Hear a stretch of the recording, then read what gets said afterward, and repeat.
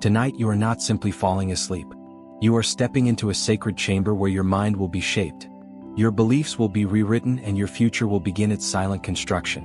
What you allow into your mind before slumber determines what awakens in your life. This speech is not casual noise. It is a builder of destinies. Do not take this moment lightly. As you close your eyes, I will speak directly to the hidden architect within you, your subconscious mind. And what I speak, if you permit it, will take root. As you sleep, this speech will go to work. It will plant wealth. It will plant belief. It will plant definiteness of purpose and the bold courage to act. What do you desire? A house free from debt. A fortune that multiplies in silence. The freedom to awaken when you choose, not when an alarm demands. Do you dream of owning your own enterprise, commanding your own time, and being the source of security for those you love? Then listen, not as one who wishes, but as one who decides. This very night your mind shall be fed riches. You may not see it yet, but if you persist in hearing this message, if you give yourself wholly to its repetition, your beliefs will shift. And when your beliefs shift, so does your identity. And when your identity changes, the world bows to you as a master, not a beggar. The law is simple.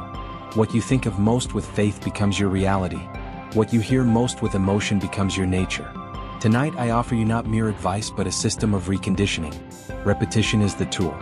Faith is the fire and the subconscious mind is the field where your fortune is sown. This is not entertainment. This is education for your deeper self. The words I speak tonight are seeds. They may feel invisible, but let a week pass, a month pass, and you will awaken to a new thought, a new strength, a new opportunity. You will not know where it came from, but I will tell you it was planted tonight. You must listen regularly. This message is to be repeated night after night until you no longer recognize the old version of yourself. Do not question the soil. Do not pluck the seed to see if it grows. Let it work. Trust the law. Speak the affirmations with feeling. And above all, believe that you are worthy of the wealth you seek. This is your sacred hour. Speak nothing negative before you sleep. Hear nothing vague. Do not entertain fear, criticism, or complaint. Only truth shall enter your mind now. Only purpose, only power, only wealth. You are not falling asleep. You are installing a new self. And that self shall rise wealthy. What the mind can conceive and believe, it can achieve. And what it repeats, it installs. This is not poetry. It is law. The same way a farmer repeats the tilling of soil before the crop appears. You must till the fields of your mind with repetition, with belief, and with purpose, especially as you sleep. The subconscious mind never closes its doors. While your eyes shut and your body rests, your deeper self remains alert, obedient, absorbing. It is listening to the last thoughts you feed it. It is shaping them, multiplying them, giving them direction, and it does not discriminate. It will act on whatever is planted, truth or lie, riches or ruin. So I warn you as your guide, if you retire each night in worry, fear, confusion, or complaint, you are feeding poison into the workshop of your destiny. You are commanding the very force that builds your future to construct failure. And it will. It will obey without judgment, without question. It will serve the master you choose to be. But if instead you begin tonight to fall asleep with courage in your chest, faith in your belly, and purpose in your voice, you will command the subconscious to build in your favor. For it is not fate that determines your wealth. It is your repeated thought charged with belief handed to your deeper mind with feeling. This is the sacred science of autosuggestion. You suggest what to think. You suggest what to feel and the subconscious receives it, works upon it, acts upon it and delivers it back to you as circumstance, condition, and opportunity. It will carry out whatever order you feed it, especially that which is fed repeatedly and with emotion. There is no magic here, only natural law. The same law that builds muscle through repeated motion, builds fortune through repeated thought. That which is impressed upon the mind with belief and persistence becomes fact just as surely as the sun rises in the east. Your repeated thought becomes your outer reality. Therefore I tell you, listen to this nightly. Not as a man seeking inspiration but as one training an army. Your inner army of belief, vision, and courage. Every word you hear is a brick in the foundation of your fortune. Every phrase is a nail driving a new command into the subconscious engine of your life. You are not wasting time by hearing this again and again. You are building the scaffolding of your future. You are laying mental highways upon which wealth will travel to reach you. As surely as a bridge must be constructed before a carriage crosses it, your mind must be structured before riches can arrive. This process is not passive. Though you are resting, your inner self must be alert. Surrender to these words, not in laziness but in cooperation.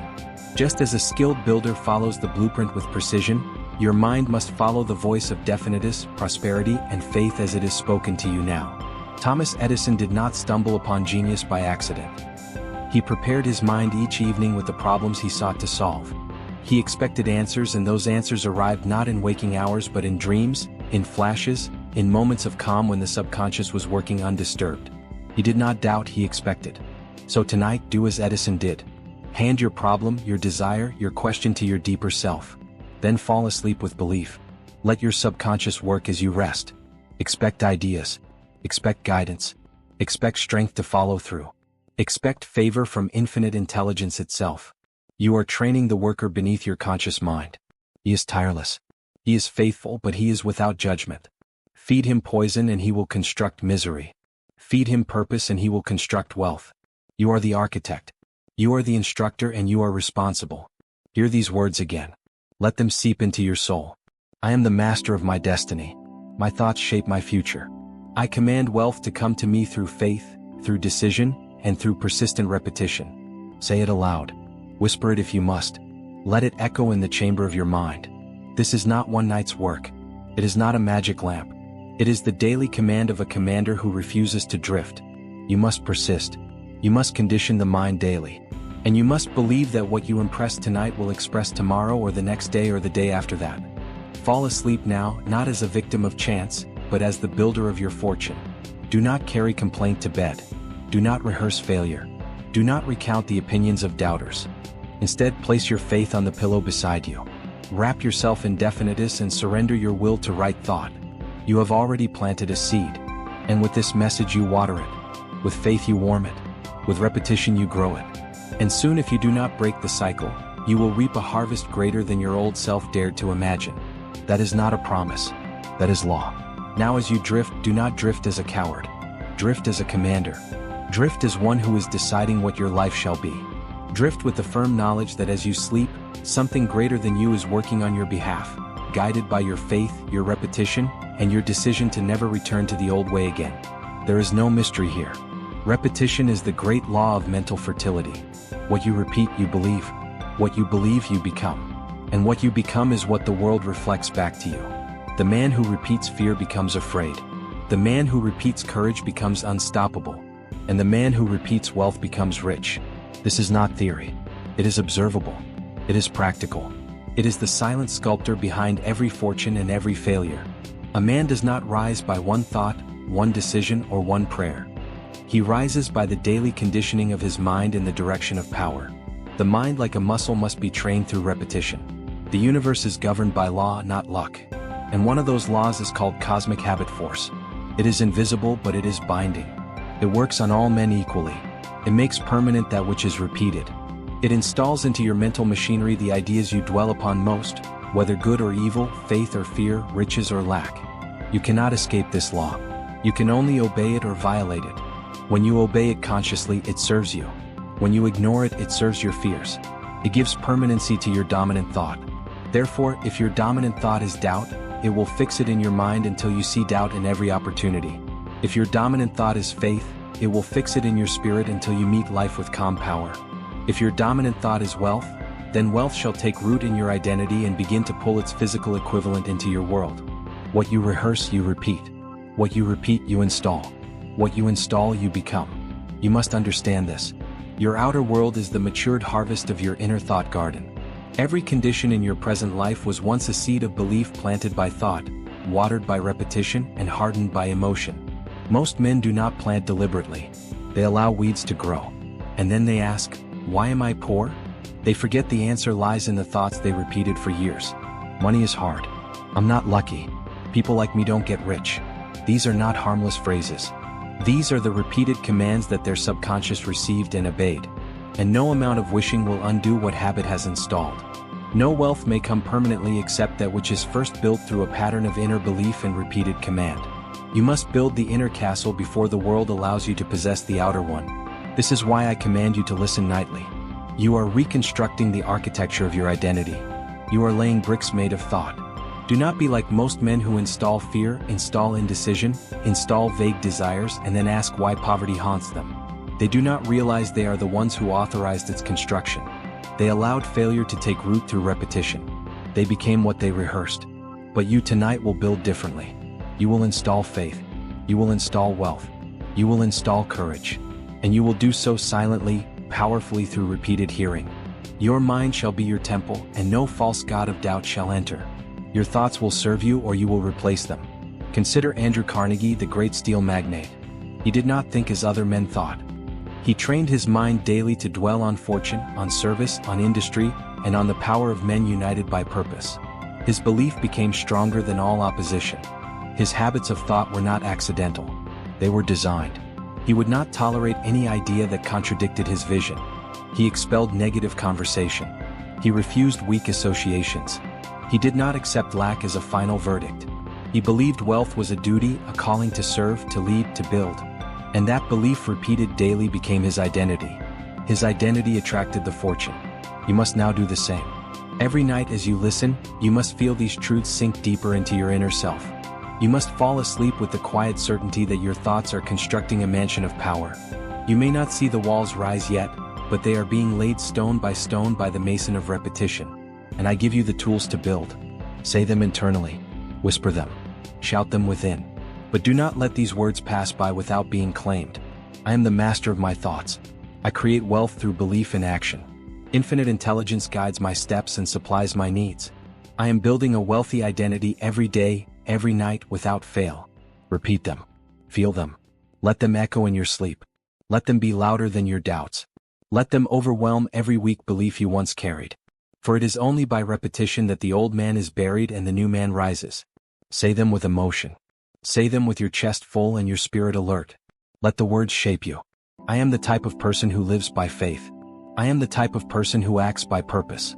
I am the type of person who repeats only that which builds power. This is how you rewire belief. This is how you overwrite fear. This is how you install a new identity that reflects your deepest aim. And once this identity is spoken enough times, it will begin to feel familiar. Once it feels familiar, it will become natural. Once it becomes natural, it will become you. This is not self-help. This is self-mastery. This is not motivation. This is mental legislation. Your tongue writes the law, your subconscious will follow. Make no mistake, if you do not command it, someone else will. You are now the architect of your internal world. Speak as such. Choose your identity like a sculptor chooses form. Declare it like a king issues decree. Repeat it like a warrior sharpening steel. Because when you wake tomorrow, you will not just wake to the day. You will wake as the man you spoke into being the night before. Now say this aloud before we continue. I am the type of person who commands belief. I install confidence. I shape destiny. I do not speak weakness. I repeat identity until it becomes law. Your results are not random. Your life is not a sequence of disconnected events. Your relationships, your finances, your health, your voice, your posture, your courage, all are the visible fruit of an invisible identity. That identity is not given. It is installed. And it is installed through repetition of belief. Most men never examine the identity they've accepted. They speak of luck, timing, or misfortune. But the truth is simpler. They are reaping what they have repeatedly called themselves. And when you realize that, when you see that what you are is the result of what you've spoken, you will understand your power to transform it. You are not your circumstance. You are not your past. You are not what they called you. You are not the sum of your failures. You are not what fear whispered in your weakest hour. You are what you have repeated to yourself with emotion day after day, week after week, year after year. That is why most men who try to change only change for a moment. They try to alter behavior without first altering identity. They try to earn more while still believing they are broke. They try to command respect while seeing themselves as less. They try to act boldly while clinging to the identity of the timid. Let me give you this eternal law. Behavior follows belief and belief follows repetition. Do not expect your actions to rise above your identity. First raise your identity, then your actions will rise to match it. And this is why the nightly repetition of I'm the type of person who is so transformative. It bypasses surface-level goals and cuts into the root of behavior, self-concept. And once your self-concept changes, everything else begins to obey it. Let us consider Abraham Lincoln. He was not born confident. He failed in business. He lost elections. He was mocked, doubted, and dismissed. But through persistent speeches, letters to himself, moments of solitude, and unwavering moral resolve, he forged an identity of calm power, of strength under fire. He did not wake up a leader. He became one. Because identity is not a gift, it is a construction. And every word, every action, every repeated thought is a brick in the foundation of who you become. This is why your declarations at night matter more than anything you do during the day, because they train the mind to believe. They tell your subconscious what kind of man you are. And once the subconscious believes that, it begins to build a life to match it. Do not say, "I want to be confident." Say, "I am the type of person who walks in calm confidence." Do not say, "I hope to succeed." Say, "I am the type of person who succeeds through clarity and action." Do not say, "I wish I had more discipline." Say, "I am the type of person who keeps his word and acts with resolve." This is not fantasy. This is faith applied through autosuggestion. You are feeding belief to the only part of your mind that can alter your permanent behavior, the subconscious. And when the subconscious changes, your entire life structure begins to shift. Understand this: your subconscious must be fed. It will either eat what you give it deliberately, or it will consume the doubts, criticisms, and distractions of the world. But eat it well. The only question is, what shall you serve it? You must install the identity of the man you wish to be. Not once, not twice, but every single night, until it becomes so familiar that you no longer repeat it out of effort, but out of instinct. And how is this done? By choosing the identity traits you desire, speaking them aloud, feeling them in your spirit, seeing them in your mind, believing them with decision, and repeating them without interruption. This is how the law of cosmic habit force begins to operate in your favor. You are training the mind through sacred repetition. You are not dabbling. You are not experimenting. You are conditioning belief until it becomes your natural state. This is why the world cannot stop a man who has programmed himself to win. He no longer needs motivation. He moves from identity. He no longer questions his ability. He acts because he believes, and he believes because he has repeated belief so many times that he cannot unbelieve it. Let me leave you with this command tonight.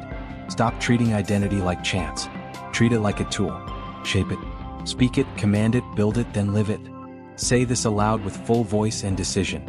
I believe in the man I speak myself to be. Each word becomes my law. Each law becomes my habit. Each habit builds my result.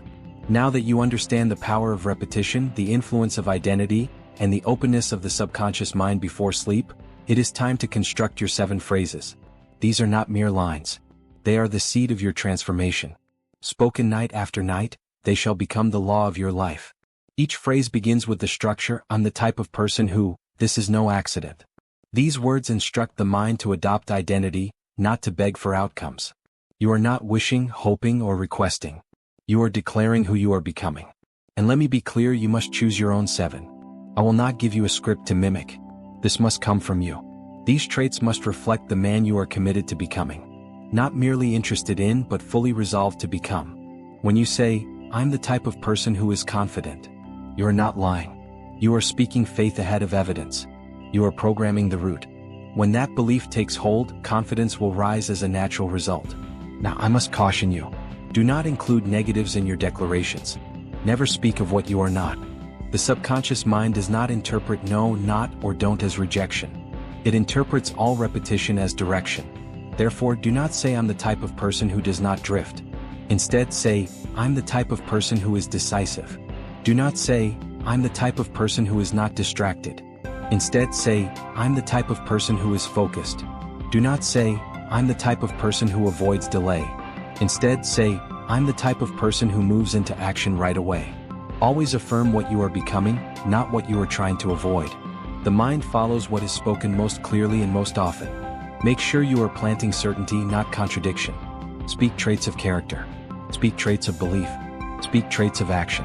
You may declare qualities like, "I'm the type of person who builds wealth with purpose." "I'm the type of person who speaks calmly and leads others." "I'm the type of person who keeps his word."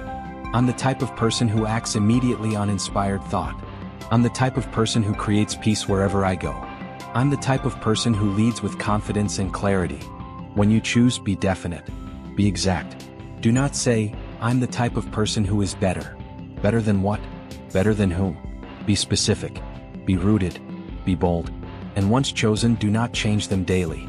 Keep them constant. Let the repetition engrave them. Let the mind begin to bend reality to the words you keep saying.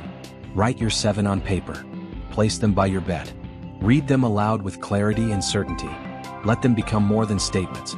Let them become your identity manual, a mirror of who you choose to be, not who you used to be. And speak them not as theory but as command. Say them not for comfort but for construction. Do not wonder if they are working. They are. That is the nature of repetition. It does not ask for proof. It becomes the proof. Now, let me give you a great example from history. Henry Ford. He was not born with machinery. He was not born with millions. But he kept repeating silently to himself over and over again that he could do it, that his idea would work, that he was capable of creating something no man had built before. They called him mad. They told him it couldn't be done. But because he kept repeating belief, he became a magnet for the very actions and people that would make it real. That is the law. And that law works for you if you obey it. Speak your truth until it becomes your tone. Speak your command until it becomes your character. Say this now and say it slowly. Each word I speak is law. Each phrase I choose builds me. Each night I become more of who I have decided to be. The power of this method lies not only in the phrases themselves, but in how you use them. Precision is the ally of transformation. Vague effort yields vague results. But consistent deliberate practice builds permanent identity. That is why your evening ritual must become sacred, non-negotiable. Set aside 10 to 20 minutes before sleep. Make this your final act of the day. Turn off every distraction. Close every mental window that does not serve your aim. You are not preparing to sleep. You are preparing to instruct your soul. And the soul obeys repetition with emotion. Stand or sit upright. Do not lie down yet. The body must remain alert to signal the mind that this is a time of command. You are not drifting. You are directing. You are not wondering. You are instructing. Speak each of your 7 phrases aloud. Not in a whisper, not in a monotone, but in a voice of authority. These are the words that will write tomorrow's beliefs into the walls of your mind. Speak as if you were declaring law, because that is exactly what you are doing. Say each phrase at least 3 to 5 times, more if necessary. Say it until you feel it. Say it until the voice in your head starts to sound like the man you want to become. And if it feels uncomfortable, good. That means the old identity is being broken. Let us make it real.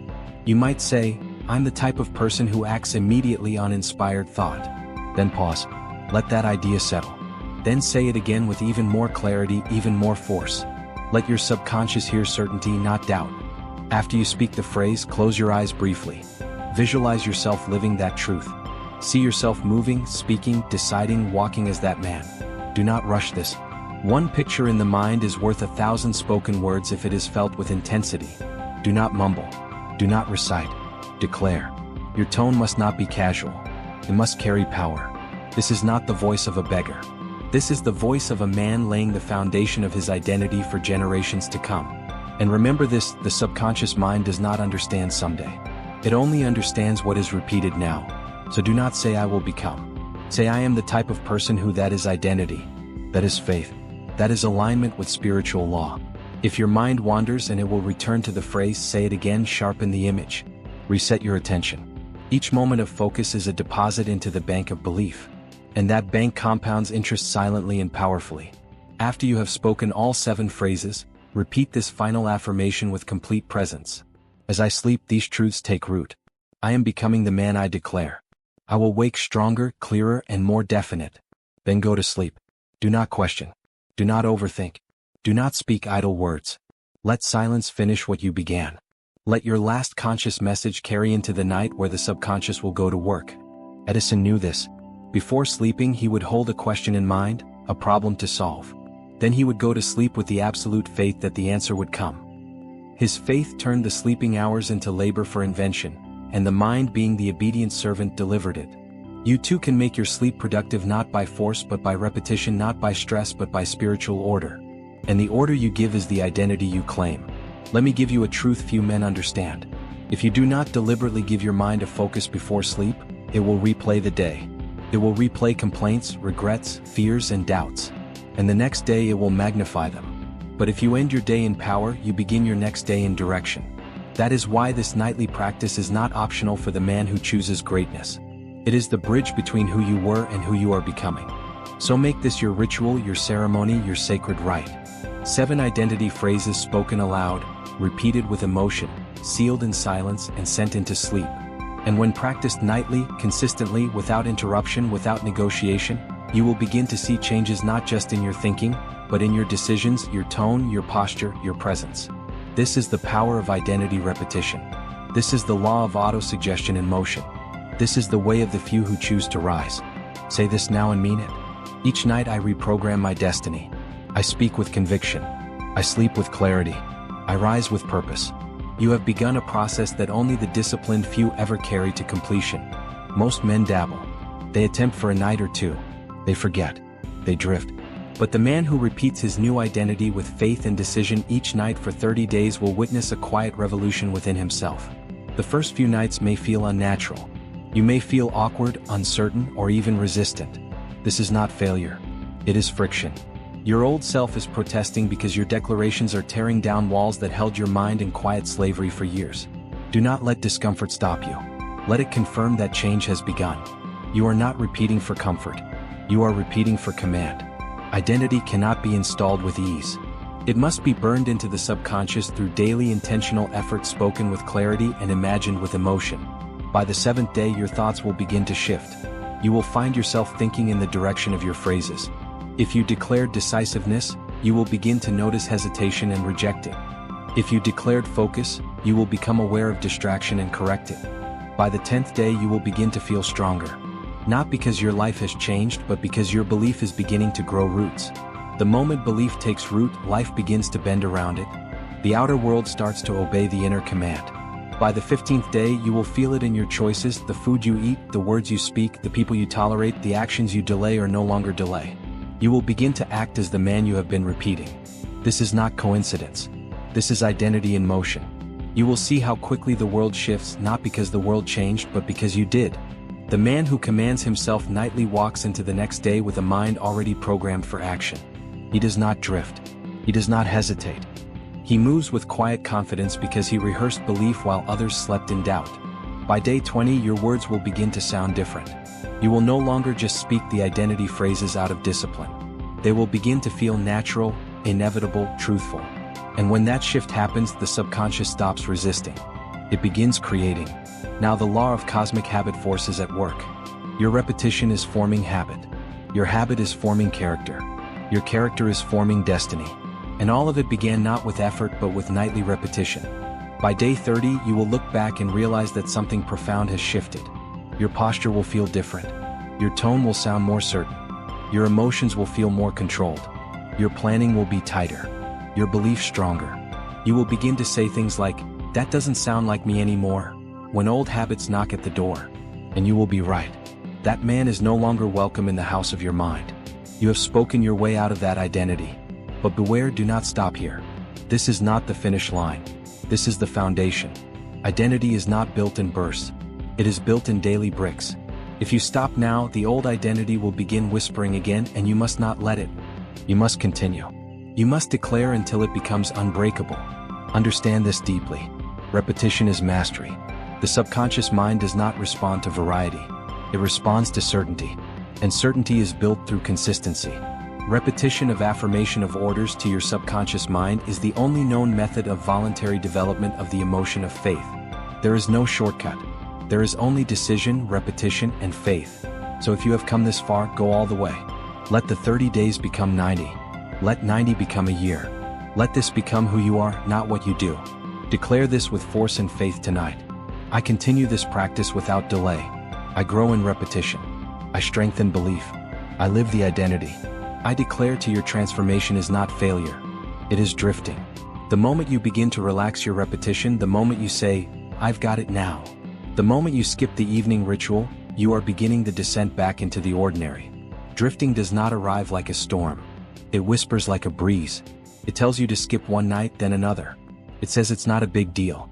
And soon the words you once declared with power have been replaced by silence, distraction, and indecision. And the old self quietly returns. You must understand the seriousness of this. In Outwitting the devil said, "I control men by making them drift." The devil does not steal your mind. He waits until you stop commanding it. He waits until you abandon repetition. He waits until you forget who you are becoming. Drifting is the disease of the undisciplined. It does not punish with pain. It punishes with regret. And you will not even notice it until you have wandered far from the power you once possessed. That is why the daily ritual of repetition must become your law, not your option. Your law. The subconscious does not pause. It does not wait. It continues to absorb whatever is repeated. And if you do not give it commands, the world will. The noise, the fear, the criticism, the culture, it will reprogram you in silence. And you won't know it's happening until your results reflect your disobedience. That is why you must guard your evenings, protect your repetition, defend your declarations. These phrases are more than words.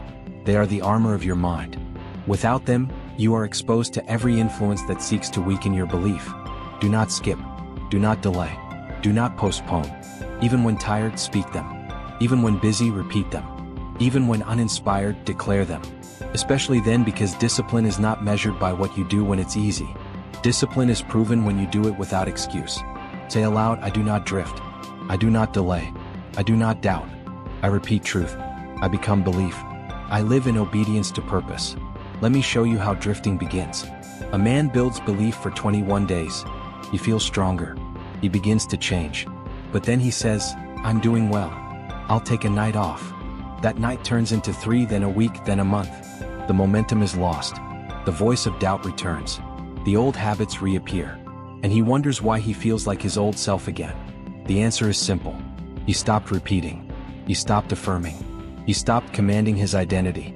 And the subconscious, having no new instructions, reverted to the last known identity. But not you. You will not drift. You have come too far. You understand now that consistency is the only true power. You will speak these phrases every night. Not because it feels good, but because it builds good. And you are no longer interested in comfort. You are devoted to transformation. Remind yourself daily, I do this not for entertainment, but for elevation. I am becoming the man of my aim.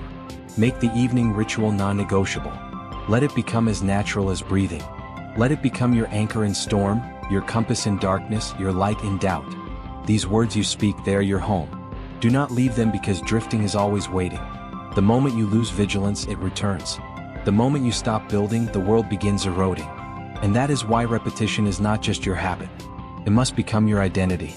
Declare this now. I repeat belief. I defend repetition. I remain vigilant. I reject drift. I build daily. I rise eternally. You have walked this far. You have understood the law. You have felt its truth. Now you stand at the moment of decision. This is not a moment to delay. This is the moment to command. For all learning ends in action, and all action begins in decision. Tonight is the night you declare your 7. Get your pen. Get your paper. Do not wait. Do not postpone. Do not say, I'll do it tomorrow. You will not be more ready tomorrow. The man who delays in purpose delays his destiny. Write now, declare now. Build now. You will write 7 identity phrases, each beginning with I'm the type of person who. These phrases are not affirmations of fantasy, they are declarations of the man you are becoming. Do not ask, is this true? Ask, will this become true by my decision, my faith, and my repetition? If the answer is yes, then write it. You must choose traits that command your spirit. Do not write what others expect. Do not copy what sounds clever. Write what you feel with fire. Traits that stir your bones. Traits that reflect your highest potential, not your current habits. Write as one who builds a temple, not a journal entry. These are the walls of your identity. You shall live inside what you declare. So be exact, be intentional, be bold. Here are a few examples you may consider. Not to mimic, but to inspire. I'm the type of person who is calm under pressure. I'm the type of person who earns wealth with purpose. I'm the type of person who acts with decisiveness. I'm the type of person who commands respect through integrity. I'm the type of person who wakes early and moves with energy. I'm the type of person who finishes what he begins. I'm the type of person who speaks with conviction and purpose. I'm the type of person who believes even before there is evidence. Once you've written your 7, post them where your eyes will meet them daily. Keep them near your bed. Keep them in your journal. Keep them in your soul. Let them follow you through day and night. They are not lines. They are instructions to the subconscious. Each night you will speak them aloud, slowly, clearly, repeatedly, not with hesitation, with fire, with belief, with absolute conviction that you are planting something eternal. Speak each phrase at least 3 to 5 times. After each one, close your eyes. Visualize the truth you have spoken. See yourself being it, living it, moving in it. If you feel nothing, speak it again. If doubt creeps in, speak it again. If your mind wanders, speak it again. You are not rehearsing. You are reprogramming. You are not playing pretend. You are declaring truth ahead of time. That is the nature of faith. That is the foundation of power. That is the only path to transformation. Understand this now. This exercise is not about one night. It is about every night. You do not win by intensity. You win by consistency. You win by discipline. You win by repetition. Repetition is the chisel. Belief is the hammer. Identity is the sculpture. The man who speaks with belief each night becomes the man who walks in power each day. It is not magic. It is law. The law of cosmic habit force. What is repeated with faith becomes habit, and habit becomes destiny. So do not ask how long will this take? Ask how long am I willing to repeat truth until I become it? And the answer must be until. There is no finish line in identity. There is only becoming, only refining, only building. Tonight you will begin. You will not wait. You will not delay. You will not hesitate. You will speak with power. And you will repeat until the world you see reflects the man you declared. Say this aloud now with clarity, with fire, with certainty. As I sleep, these commands take root. I'm no longer who I was. I become who I declare. I rise with decision. I repeat until transformed. Say it again and again and again until it no longer sounds like hope, but like identity. You have studied the method. You have understood the principle. You have witnessed the power. And now you must act. Without action, knowledge is nothing but smoke. But when acted upon, it becomes fire. So tonight, choose your 7. Write them, speak them, plant them, and do it again tomorrow and the next day until you no longer say them from memory but from nature, until you no longer recite them but live them.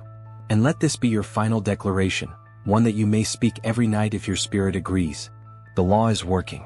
I am commanding it with speech, belief, and repetition. I become the man I declare because I speak it until I believe it. And I believe it until I live it. This is the beginning of a new mind, a new voice, a new man. Say your 7. Repeat them with power and rise as one who no longer drifts but decides. Listen to me. Listen with everything in you, not later, not halfway, not distracted. If you are going to do what the world calls impossible, you must begin by doing what most men never do. You must listen with full attention. You cannot drift through this and expect power to follow.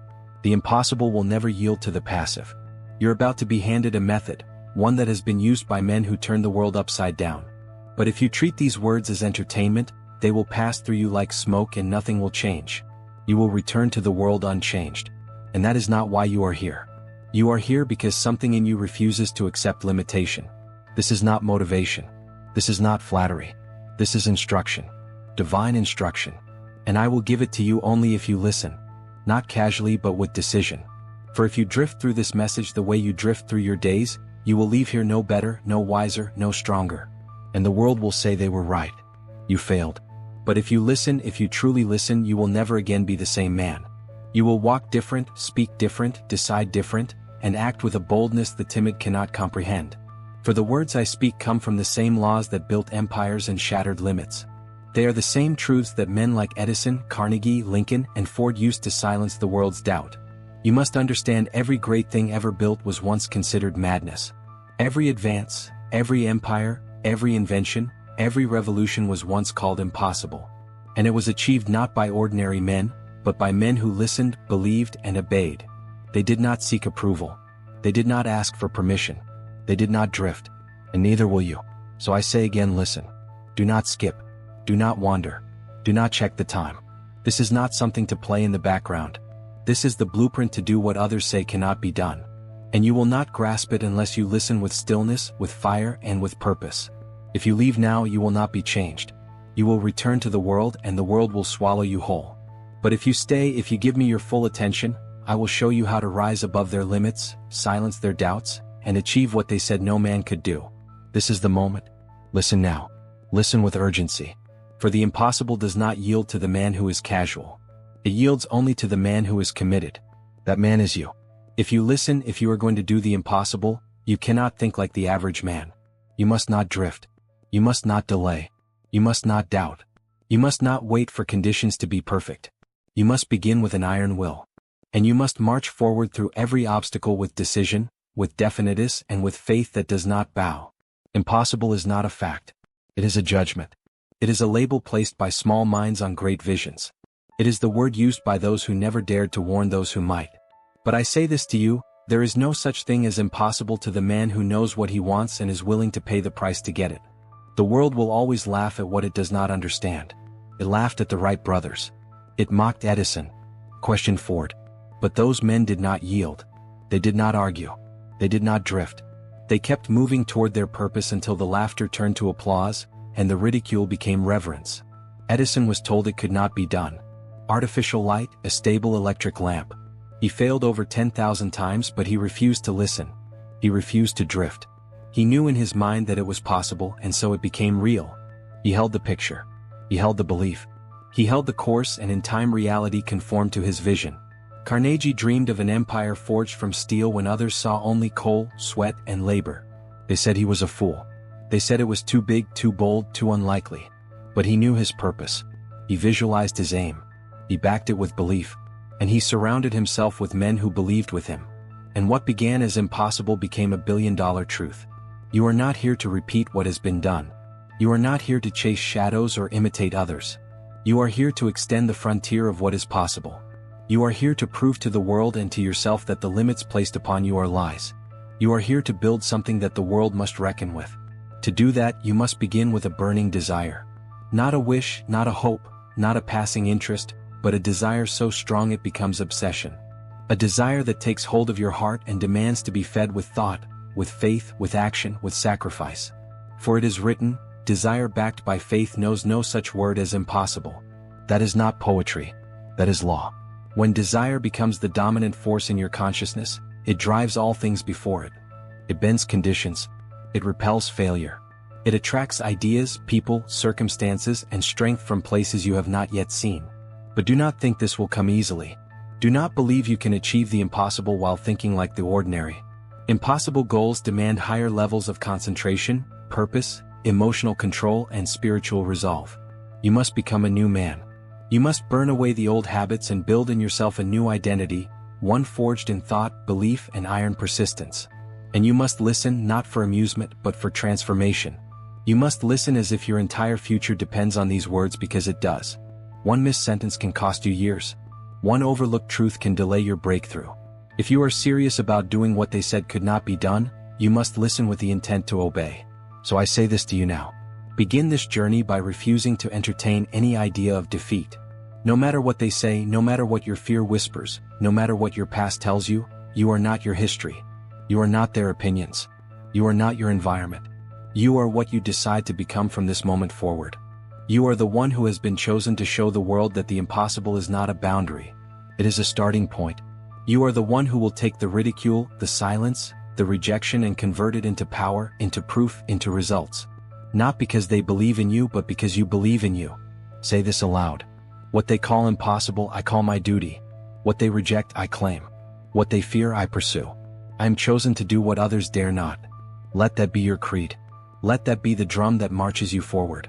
Let that sentence become a spiritual sword that cuts down every doubt.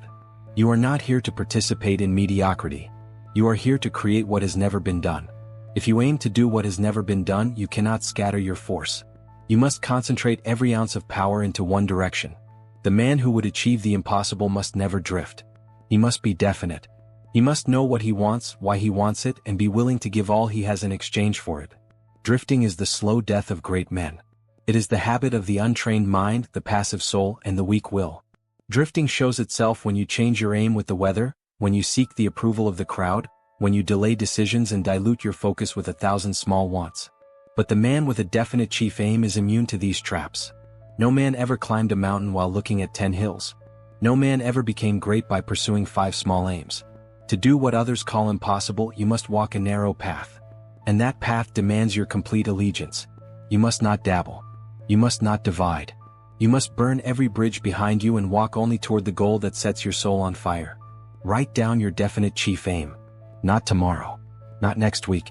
Now write it clearly. Make it specific. Let it carry emotional weight. This is not a task for the casual mind. It is a declaration of war against mediocrity. You are saying to life, this is what I demand. This is what I will become.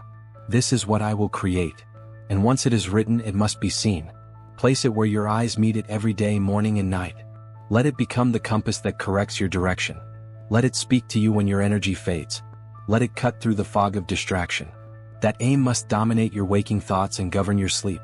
You cannot serve 2 masters. You cannot pursue greatness and entertain weakness.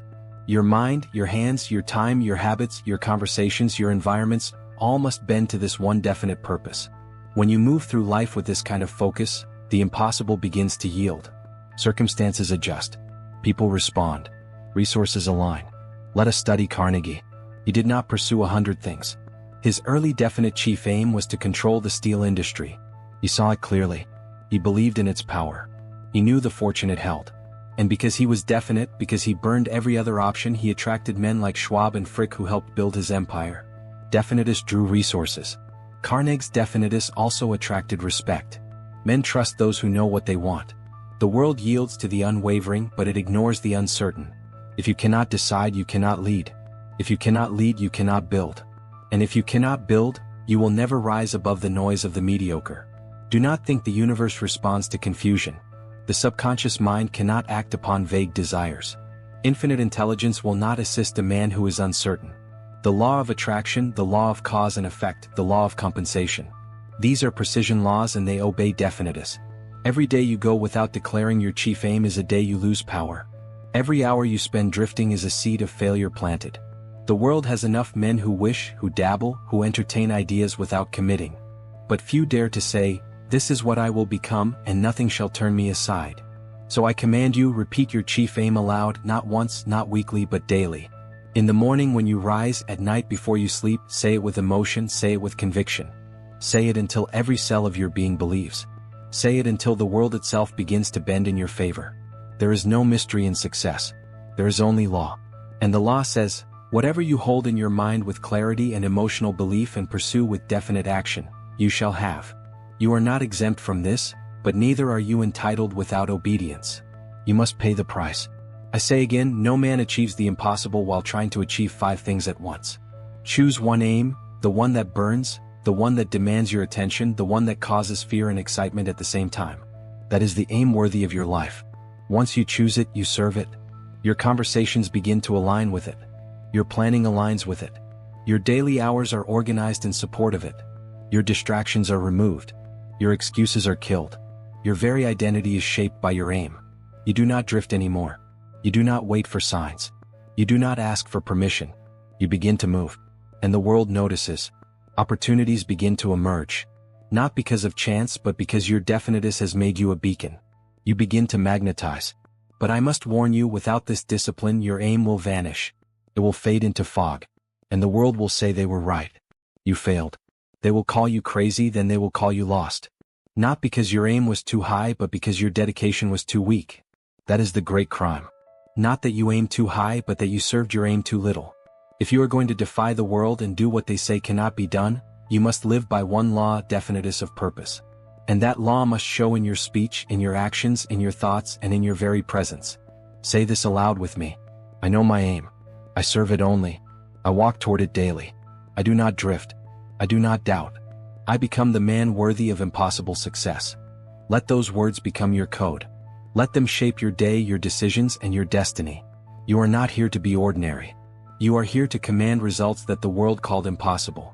You must understand this one thing if you ever intend to defy the limits of man. No one achieves the impossible without being first called insane. The world does not believe until it sees results. And by the time results appear, faith is no longer needed. So if you are to accomplish what they say cannot be done, you must begin in the dark with faith as your only light. Faith is not a mood. Faith is not a gift. Faith is not the privilege of the few. It is a state of mind that you build. Faith is constructed brick by brick through repetition of thought, repetition of speech, and repetition of action. It is formed when you command your subconscious again and again to believe what your eyes cannot yet see. Faith is the foundation of all transformation. It is the evidence of things unseen. It is the substance of all results that begin in the invisible. You must treat faith not as a feeling but as a discipline. You do not wait for it to rise. You summon it. You create it. You construct it by what you say, what you see, and what you allow to take root in your mind. Let me give you an example. Henry Ford had a vision that the world laughed at. He wanted to build a motor car for the masses. He was told it was foolish. Then he demanded that his engineers build an 8-cylinder engine in one block. They said it could not be done. Ford said, "Do it anyway." They tried and failed. He said, "Try again." They failed again. He said, "Keep going until you succeed." And eventually they did. That was not technology. It was faith. It was belief in his vision when every so-called expert said it was impossible. It was his refusal to accept defeat. And that faith became mastery. What began as madness became the future of industry. And the man who was ridiculed became one of the wealthiest and most influential men of his generation. Now you must build your faith the same way through autosuggestion. Speak aloud what you choose to believe until belief becomes law in your subconscious mind. Speak it when you feel weak. Speak it when you feel strong. Speak it when no one is listening. Speak it when the world laughs. Say it until the very cells of your body rise up in agreement. This is why I gave you the self-confidence formula in Think and Grow Rich. Not as inspiration but as instruction. It must be memorized. It must be declared. It must be obeyed. For through repetition your inner world changes. And once the inner world changes, the outer world cannot help but follow. Faith must become an identity. It must become the way you speak, the way you walk, the way you decide. It must show up in your tone, in your presence, in your steps. It must radiate from you so strongly that others begin to believe in what they once mocked because you believe it with such force. But let me warn you, the minute you stop affirming, doubt will rise. And doubt like rust eats through every layer of power. Doubt creeps in quietly with a whisper, a question, a delay. And if you do not answer it with faith, it will take root. And once it does, it spreads and it kills dreams from the inside out. Look to Abraham Lincoln. He faced defeat after defeat. He was mocked. He was doubted. He failed in business. He lost elections. He buried children. But he held a belief that his life had purpose, that his voice mattered, that he would serve a great mission. And he never let go of that belief. He became president. He shaped a nation and his faith outlived his flesh. Faith creates magnetic confidence. And that confidence bends circumstance. It changes how you move through the world and the world responds. When you believe with clarity and emotion and act accordingly, the doors begin to open. Not because the world changed but because you did. So I give you this command. Speak faith into your soul until it becomes louder than your fear. Then act on it without apology.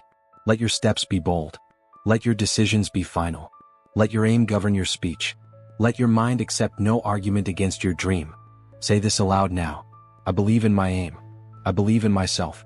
I believe in the power of thought backed by faith. I do not wait. I decide and I do. Let those words be your weapon. Let them rise up when doubt knocks at your door. Let them silence the voices of limitation. Let them direct your hands, your hours, and your identity. For you are not a drifter. You are not a wanderer. You are not a man of maybe. You are a man of faith. And faith is the root of all mastery. You will not do the impossible if you give your attention to the ordinary. You will not rise above men while walking beside those who scoff at ambition. And you will not reach your purpose while listening to the babble of those who have none. If you desire to accomplish what others say cannot be done, then you must guard your mind like a fortress. Every word you hear, every voice you entertain, every doubt you tolerate, it enters your subconscious and it roots. And what takes root grows. This is not theory. It is law. If you water weeds, they multiply. And if you permit doubt to speak, it will become your belief. And belief becomes your reality. You cannot climb the mountain while listening to those who never left the valley. The voices of critics are not proof. They are poison. And if you do not silence them, they will paralyze you. They will rob your belief, distort your vision, and laugh while you fall. So I say to you now, cut them off. Controlled attention is a spiritual law. The mind obeys what you give it repeatedly. It cannot hold faith and fear at the same time. One must starve, one must die. And it is your daily discipline that decides which survives. Either your purpose rules you or your distractions do. You must starve the doubters. You must refuse the company of the aimless. You must shut the door to every opinion not aligned with your purpose. Do not argue with small minds. Do not explain your vision to those who cannot see. Do not seek approval from those who fear to act. They will only infect your thinking. Whatever enters often enough will take root, even if it's a lie, even if it's poison, even if it's weakness wrapped in good manners. The subconscious accepts repeated input without judgment. It does not ask, is this true? It only asks, have I heard this enough? And when the answer is yes, it obeys. That is why the drifter listens to everyone and accomplishes nothing. Edison worked 18-hour days while others mocked his persistence. He refused distraction. He refused debate. He refused to even acknowledge the voices that said it could not be done. Why? Because he knew that if he listened to them, he would become them. And that was a price he would not pay. You must adopt the same attitude. Do not explain. Do not justify. Build your power in silence and let your results speak for you. The man of definiteness does not argue. He executes. He listens only to the voices that elevate him. He speaks only what reinforces his aim. And he walks with a stillness born of faith. If a man speaks fear to you, silence him. If a friend jokes about your ambition, distance him. If your environment pulls you away from your purpose, leave it. Nothing is neutral. Everything either builds you or breaks you. And if you do not choose your environment, it will choose you and make you like itself. You need sacred solitude. You need daily reading. You need space to reflect, to affirm, to correct. The impossible is not achieved in noise. It is forged in stillness, in focus, in discipline. You must be able to sit alone with your aim and feed it with thought, belief, and clarity daily. Every morning before the world interrupts you, you must speak your purpose aloud. Every night before the subconscious takes over, you must feed it one last instruction. You must surround yourself with books, with voices, with messages that build you. Nothing else is permitted. Not if you are serious. Let me give you this command. If it weakens your faith, it must be silenced. If it strengthens your aim, it must be repeated. If it does not align with your chief aim, it is an enemy no matter how polite it seems. You are not just building results. You are building belief. And belief is not strengthened by theory. It is reinforced by repetition, by action, and by environment. If you surround yourself with the careless, you will become careless. If you dine with doubters, you will dine on doubt. But if you walk only with the purposeful, you will become unstoppable. Say this aloud. I reject every voice but the one that pushes me forward. I am immune to distraction. I am blind to failure. I hear only purpose. Let this affirmation become your sword. Use it to cut through the noise. Use it to reset your focus. Use it when the world pulls at you with its countless diversions. You are not here to blend in. You are here to rise above, to do what they said could not be done. And you will not do it by listening to the weak. You will not do it by arguing with fools. You will do it by focusing your entire mind, your entire day on the only voice that matters, the voice of purpose. The impossible is not overcome by chance. It is conquered through design. A man does not rise above the ordinary by accident. He rises through organized planning, through mental blueprints laid out with intention and followed with unwavering will. The man who would do the impossible must live by a written plan and act on it daily. Faith without a plan is a fantasy. Dreams without direction are the tools of drifters. To bring into reality what others call impossible, you must know where you are going, how you intend to arrive, and what you are willing to sacrifice to get there. The mind becomes powerful only when it gives the subconscious a clear and definite pattern to obey. I tell you this, the subconscious mind is a worker. It is obedient. It is relentless. But it cannot serve two aims, and it cannot serve an unclear aim. It must be instructed daily with clarity, and it must be reinforced with organized steps that align with the aim you hold. This is why planning is not a suggestion. It is law. You must begin the habit of nightly planning. Before the day ends, take 10 minutes to review your definite purpose and write the precise actions you will take the next day. This gives your mind a target while you sleep.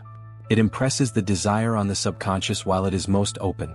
It sends instructions to infinite intelligence to begin assembling opportunities. You do not go to sleep like the common man. You go to sleep with a mission assigned. You rise with action prepared. You begin your morning with movement, not confusion. And that single discipline alone will place you in the top 1% of men within a year. Let us look to Charles M. Schwab. He rose from the mill floor to become one of the greatest men of steel. He did not wander. He did not hope. He planned. He met daily with Carnegie. He reviewed objectives, adjusted routes, and moved with deliberate intensity. Every hour served a purpose. Every decision traced back to the definite chief aim of growth and dominance. He did not cling to rigid methods. He adapted quickly, but his aim never changed. His steps may have varied, but they always pointed in the same direction. That is organized planning. That is how power is built. That is how great men become greater than their time. Your subconscious will reward you when it sees that you are committed. But it will remain dormant if you drift, delay, or wander. So I tell you now, do not let a day pass without knowing exactly what steps bring you closer to your mountain. Do not end a night without knowing what the next day will demand of you. And do not confuse movement with progress. Activity is not achievement. Your plan must be measured. Your actions must be recorded. Your time must be tracked. For what you do not measure, you do not improve. And the man who does not improve daily will never overcome the impossible. The invisible forces of life respond to the man who moves. You do not wait for the path to be clear. You begin. You step forward. And each step makes the path appear. That is faith. That is power. That is the difference between the one who tries and the one who becomes. But I must warn you, confused plans attract confused results. The man who wakes up and decides as he goes will always serve the man who planned the day before. If you cannot discipline your schedule, you cannot command your life. And if you cannot command your life, the impossible will forever remain out of reach. Write your plan. Speak your aim. Review your day. Adjust your steps. Correct what fails. Accelerate what works. Let your life become a machine of purpose, powered by belief, guided by thought, and driven by action. Say this with me now. I act while others think. I plan while others sleep. I correct while others complain. I attract results through movement. Do not write this merely on paper. Write it in your mind. Write it in your hours. Let it govern your behavior. Let it rule your thinking. Let it shape your character. You are no longer the man who hopes. You are the man who executes. Planning is not a burden. It is freedom. It gives your mind peace. It gives your hands direction. It gives your day meaning. Without it, the hours slip through your fingers, and the dream dies in delay. But with it, everything changes. Your movements begin to attract opportunity. Your thinking becomes sharp. Your results compound. And in time, what was once invisible to others becomes inevitable for you. So I say again, make planning a ritual. Make action a law. Make daily correction your shield. The impossible bows only to the man who moves with purpose. And that purpose must be written, reviewed, adjusted, and obeyed. No man ever accomplished the impossible by giving only a piece of himself. The man who attempts to rise above limitation to do what has never been done must give everything. He must live it, breathe it, walk it, speak it, dress it, and surround himself with it. There is no such thing as part-time transformation. The impossible demands your whole self. You must become the living embodiment of your definite chief aim. You must not merely think success. You must be success. You must not merely repeat faith. You must radiate faith. You must not merely plan your days. You must command your days. The man who does this becomes a force. He becomes magnetic. And the world cannot help but yield. That is when attraction begins to move swiftly. Do not let others' disbelief infect you. Their fears are not your responsibility. Your faith must be sacred. Guard it. Speak it, build it, live it. And understand this. The moment you begin to walk in faith, the world will test you. That is not punishment. That is preparation. That is the law asking, do you truly believe or are you playing with words? So I ask you again, what do you believe? Do you believe in your aim? Do you believe in your worth? Do you believe in the law? If yes, show it, speak it, declare it, walk in it, think in it. Let no fear enter your mind without being expelled by repetition of truth. Repeat this with me now. My belief is stronger than my environment. My faith is built daily. I attract what I believe. I magnetize success. I command power. I walk in the unseen until it becomes the seen. Say it again and again until it becomes part of you. You are not drifting anymore. You are building a magnetic field of belief. And that field, once saturated, will pull to you everything you require. No amount of thought will attract success unless it is backed by organized, persistent planning. You may possess the clearest desire, the strongest faith, the most powerful affirmations. But unless you transform these into definite plans of action, you will draw nothing but frustration. Attraction does not reward thought alone. It rewards thought that moves. The law of attraction obeys precision. It magnifies clarity. A vague plan attracts vague results. An idle dream attracts idle circumstances. But a definite aim backed by an organized, intelligent plan becomes unstoppable. The plan is what turns belief into blueprint and blueprint into building. This is how thought becomes reality. Let us state it plainly. Attraction without action is fantasy. But attraction with organized, directed action is inevitable success. This law does not respond to lazy faith. It responds to committed execution. It answers the man who rises early, who writes his day's purpose, who orders his mind and movements around his aim. Your mind must not only hold the image of what you want. It must hold the structure, the steps, the sequence, the system. When you impress your subconscious with a clear plan, it goes to work. It begins to see opportunities where none appeared. It begins to alert you to people, conversations, and events that match your structure. Consider Charles M. Schwab.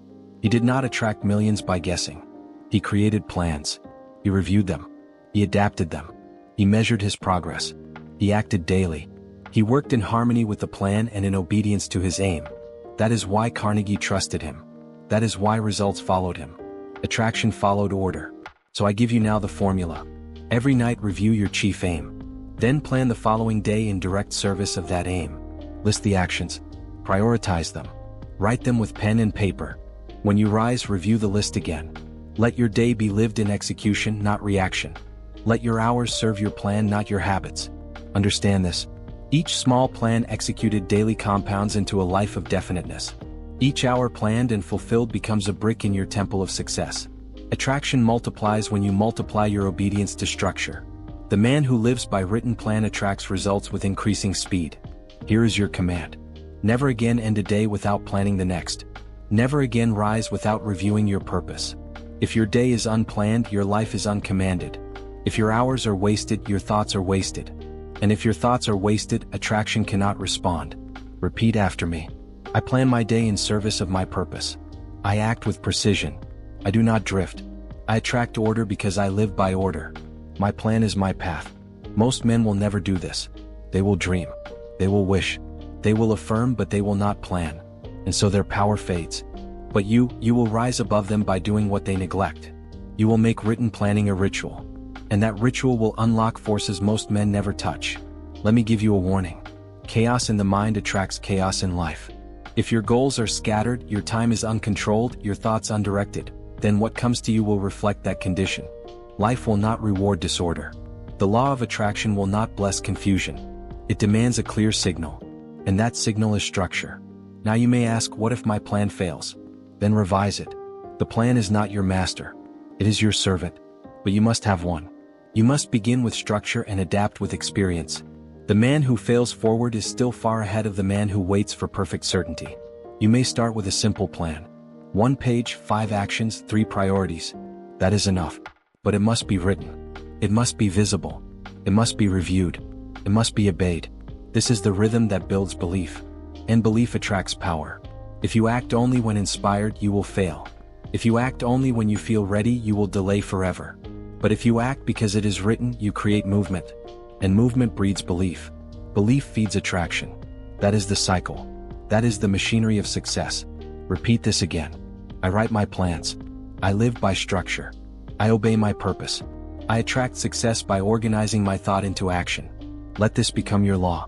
Let your schedule reflect your desire. Let your calendar reveal your identity. Do not let another day be wasted in indecision. Do not let another hour slip away in vague activity. Life belongs to the man who orders it. So now ask yourself, have I written today's plan? Does it serve my chief aim? Did I execute yesterday's? If not, return. Begin again. This discipline is not optional. It is the foundation of attraction. It is the wheel by which thought moves forward. One final truth. No man can attract what he refuses to plan for. And no man can hold what he did not prepare for. The man who prepares, who organizes, who directs his effort, he attracts not only the outcome but the power to sustain it. Your environment is either reinforcing your attraction or interrupting it. You may believe. You may speak your chief aim. You may plan and act.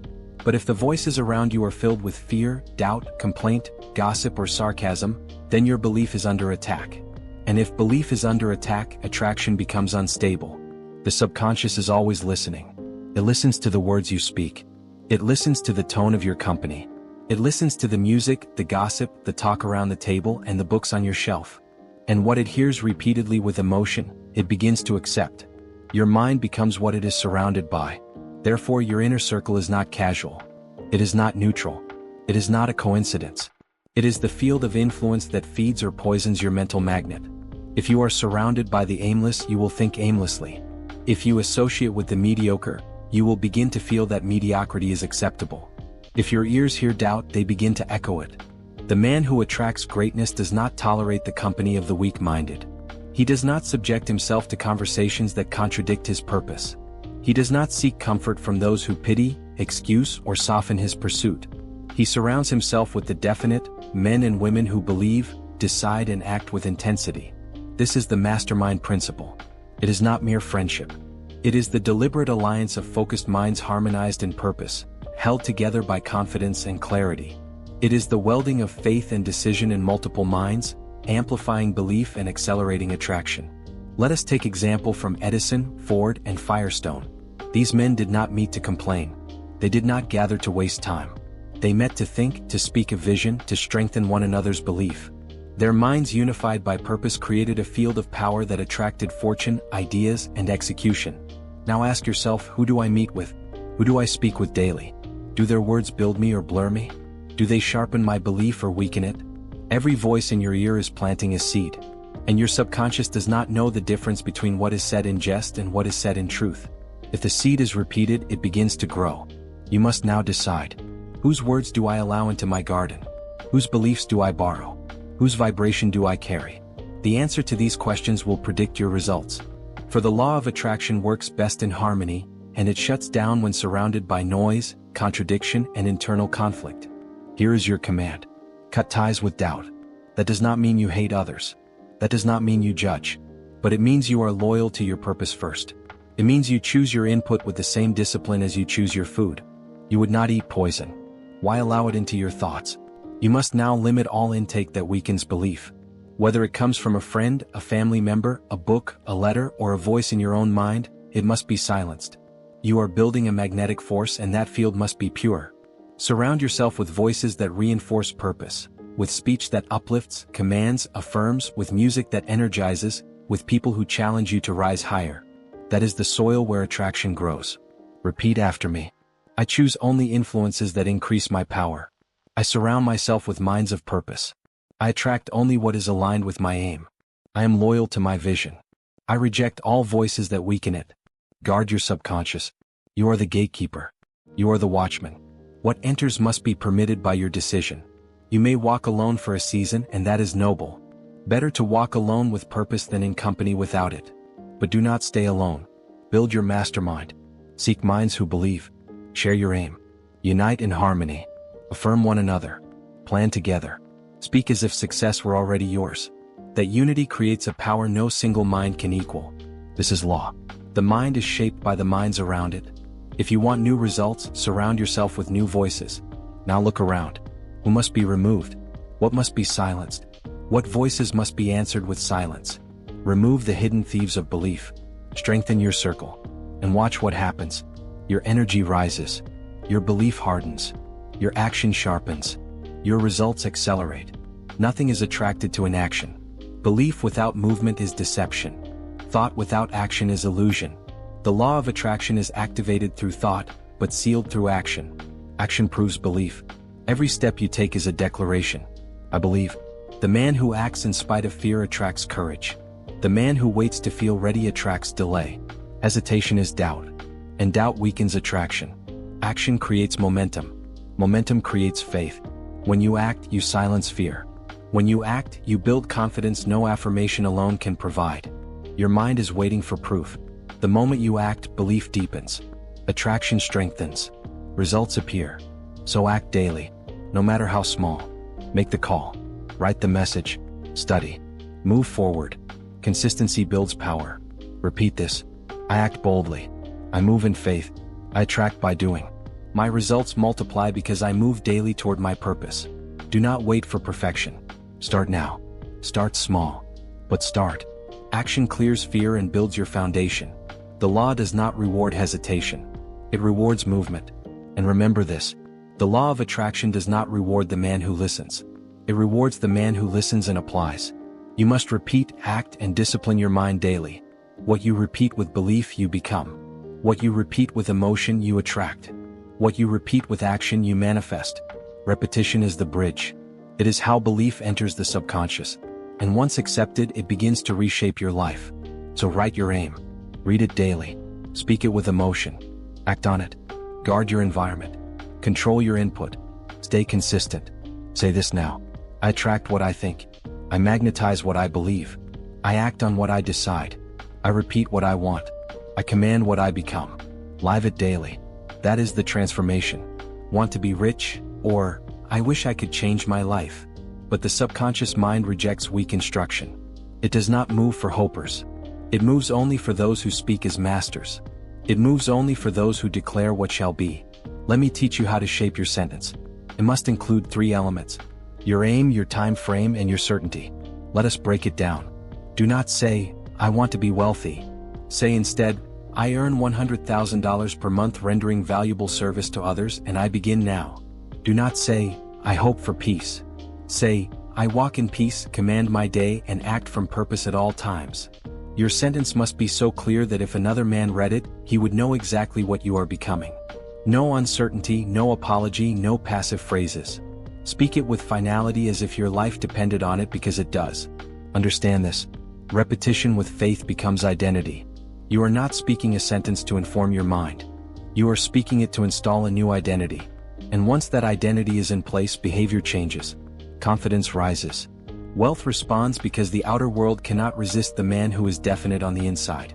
Let me remind you of Edwin C. Barnes, a man with no money, no connections, no pedigree, but one mighty sentence. He declared, not casually but with fire, "I will go into business with Thomas Edison." Not, "I'd like to work for him," not, "I hope I meet him." He said, I will go into business with Edison," and repeated it nightly. For years he held to that declaration. 4 years he worked toward it, and eventually his sentence became his reality. Not by accident, not by luck, but because he had forged it into his very being through nightly repetition and unwavering decision. You must do the same. Your sentence is not decoration. It is construction. You are building the future brick by brick, word by word, night by night. And the material you use is not gold. It is language soaked in belief. Let me now give you the affirmation that reflects this law. The words I repeat before bed build my wealth, shape my identity, and direct my habits. Speak it now. Let your voice not tremble. Speak it as one who has decided. Let it enter your subconscious with force. Let it awaken the dormant power that has long been buried beneath doubt and delay. But hear this warning. You must not change your sentence weekly. Do not adjust it with the weather. Do not alter it with your moods. You must choose once and speak it until it becomes bone, blood, and breath. Definiteness of purpose is law. Every night you repeat the same clear aim, you drive it deeper into the command center of your being. And soon the sentence will no longer feel like a sentence. It will feel like you. And when you become that sentence, the world will respond to you in kind. You will act with more confidence. You will take bolder steps. You will notice resources and relationships that match the man you've declared yourself to be. This is not magic. This is mental law in motion. I now challenge you to write your sentence tonight. Do not wait. Do not revise endlessly. Speak what you desire as if it already exists. Attach a time. Speak with certainty and repeat it as your final act before sleep every night for the next 30 days. Here are examples to guide you. I am earning $10,000 per week through honest business that helps others grow. I am confident, bold, and calm. I move with decisiveness and purpose. I attract wealth, influence, and leadership because I speak and serve with power. Choose yours, and once chosen, guard it, repeat it, believe it. Let no thought oppose it. Let no day pass without it. For this sentence is not merely a wish. It is the blueprint from which your entire life will be redrawn. Say this again. The words I repeat before bed build my wealth, shape my identity, and direct my habits. Do not just hear these words. Live them. Because if you do, you will begin to rise differently, walk differently, act differently, and the world will no longer treat you as it once did. It will obey you because you have learned to obey yourself. You close your eyes and imagine rest. But the mind does not sleep. It is more alive in your rest than in your waking. The conscious mind retires. Yes, but the subconscious, your inner builder, your silent worker remains awake, alert, active. And the question is, what have you given it to build? Most men do not know this. They believe the day is for action and the night is for nothing. They labor for results in daylight and leave their nights to accident. But this is the fatal flaw. For while you sleep, your mind continues in the direction you assigned it. And if you have given it no assignment, it continues in the same direction it went the night before. That is why so many live on repeat. That is why the poor stay poor. They fall asleep with worry and they rise with tension. They go to bed with regret and they wake with guilt. They lie down rehearsing failure and then live another day attracting it. Not because of fate but because of repetition. Let me say this again. Your outer world is the reflection of your inner repetition. You do not get what you wish. You get what you repeatedly impress upon the subconscious when it is most open. When the body is still and the thinking mind has grown quiet. That moment comes each night and most wasted. The lazy sleep with complaint. The wealthy sleep with command. The unsuccessful drift into slumber by accident. The successful enter it by design. They do not review defeat. They speak instruction. They do not recall insult. They declare identity. They do not collapse into exhaustion. They step into mental construction. You must train this discipline. No longer can you let your final thoughts be chosen by emotion, entertainment, or fatigue. No longer can you fall asleep without planting the seeds of riches in your inner world. If you do, you will harvest weeds. And if you harvest weeds long enough, your soul forgets how to grow anything else. Mental discipline before bed means one thing. You silence the world. And you feed your mind only truth. You speak your aim. You read your sentence. You command your subconscious with absolute certainty. And you repeat it until the suggestion is stronger than every doubt that has ever lived in you. This is not superstition. This is law. You need not believe it. You must only test it. Do this for 30 nights and you will never doubt again, because your results will rise to meet your command. And when they do, you will remember this night as the moment your life turned. Even great men have used this in silence. Abraham Lincoln, long before he gave speeches that shaped history, rehearsed them in thought at night. He wrote nothing down. He trained his subconscious.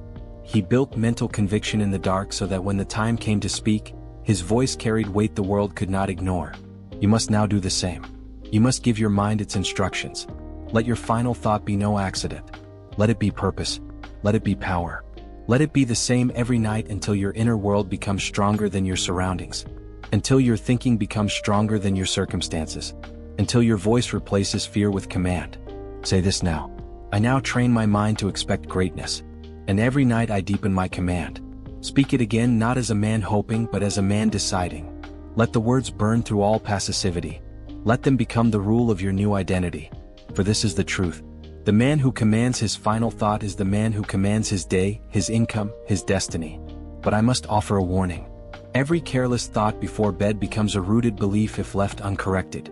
If you say to yourself, I'll never be rich, or I can't do this, or it's too late, and you repeat that in fatigue, in silence, in stillness, then that becomes the command your subconscious accepts, and it begins building a life to match it. You must guard the gate. You must take responsibility for every word you allow in the last hour of the day. For these are not just thoughts. They are instructions. And your subconscious is not passive. It is a builder that never sleeps.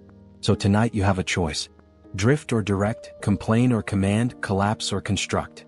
And if you choose to construct, you will soon find that your mornings change, your days sharpen, your ideas strengthen, your belief deepens. Not by force but by law. Let me give you one more time the sentence that must shape your night. I now train my mind to expect greatness. And every night I deepen my command. Say it before bed. Say it until the old doubts retreat. Say it until the voice inside you becomes louder than the world around you. Say it until your dreams obey you. Say it until your very body walks with the certainty of a man who is building greatness from the inside out. You do not become rich while awake alone. You become rich when your inner world no longer permits poverty. That is not accomplished in effort but in identity. An identity is built while the world sleeps. Repeat the command. Plant the sentence. Guard the gate, for you are becoming, and your mind has already begun the work. You have now been given the hour, the command and the sentence. But none of it will matter without one final ingredient. Repetition. The subconscious mind, powerful as it is, does not respond to a single spark. It responds to the flame that refuses to go out. It obeys what is repeated with faith and persistence. Let this sink deep into your spirit. You do not become what you say once. You become what you say repeatedly. The mind forms habits and habits form destiny. And repetition is the tool, the hammer that shapes the habit until it becomes identity. There is no secret more powerful, more ignored, and more destructive to the masses than this. Failure is repeated. Poverty is repeated. Excuses are repeated. Doubt is repeated. Not by choice but by carelessness. And what is repeated nightly becomes law to the subconscious, even if it is ruin. Therefore, if you are to break the chains, if you are to command riches, if you are to form new identity, you must choose your sentence and repeat it every single night without fail, without drift, without delay. This is what I call cosmic habit force. The great law that governs all habit, mental and spiritual. It makes no distinction between what serves you and what destroys you. It only obeys what is given consistently. That is why success, like failure, is automatic once you have trained the habit behind it. Consider Thomas Edison. Did he invent the electric light with talent alone? Number he repeated belief. Belief in an idea, belief in himself, belief in the law 10,000 times. When others quit, he persisted. And when he spoke his faith to himself before sleep, it was not hope. It was reinforcement. He knew the law. Edison failed repeatedly but never in spirit. Each night he repeated his aim. Each morning he resumed his pursuit. And eventually the world bowed to his command because he did not change his mind. He did not alter his aim. He repeated his decision until the world had no choice but to obey. So must you. The sentence you speak before bed must not be uttered casually. It must be spoken with emotion, with authority, with the same certainty as one commands a servant. And you must say it again and again and again until it becomes you. There is greater power in one sentence repeated 1,000 times than in 1,000 affirmations spoken once. For the mind, like metal, must be bent through pressure. And repetition is that pressure. It reshapes thought, molds attitude, and installs identity. Let me now give you the sentence to affirm the law itself. I repeat my aim nightly until my mind and actions move without hesitation. This is not poetry. This is the governing principle of your transformation. The man who repeats with faith will act with courage. The man who repeats his identity nightly will walk into each day already victorious because the battle was won in the silence of repetition. But let me give you structure. Structure is the soul of all mental discipline. Without it, the law fades. Here is how you obey the law of repetition. First, same time. Choose a set hour. Not after television, not when exhausted, but a chosen hour where you sit with your sentence and speak it aloud with clear voice. Second, same words. Do not change your sentence every week. Hold the same aim, the same phrasing until it is as natural as your name. Third, same emotion. Do not recite dryly. Infuse the sentence with desire, with imagination, with purpose. Let the subconscious feel its fire. Fourth, same duration, at least 90 days. Repetition must not be occasional. It must be done without missing for 90 consecutive nights. Then and only then will your identity begin to change. This is the cost of change. Not luck, not waiting, not more information, but repeating the truth until the lie no longer exists inside you. Let me issue a warning. Neglect this and you will return to the drift. You will fall back into the mental pattern of the masses. You will say, I tried that, and life will answer. You did not try long enough because law is not impressed by a few nights of effort. It is moved by unrelenting discipline. You must now speak as a master. You must look into the night and declare your sentence with command. You must become the man who says what he means and repeats what he means until the world responds. Say this with me now. I repeat my aim nightly until my mind and actions move without hesitation. Feel it. Decide it. Repeat it again. For every night you do, the old you weakens and the new you rises. Not by magic, not by chance, but by law. When you walk into a room, the world must feel that you are not the same man who walked there last year. And the reason will not be your clothing, your title, or your possessions. The reason will be this. You are now the man who speaks identity into himself and repeats it until it becomes unbreakable. That power is not far off. It is not hidden in books or mentors. It is in your mouth. It is in your voice. It is in the sentence you choose and whether or not you obey the law of repetition behind it. Decide now. Speak tonight. Repeat without fail.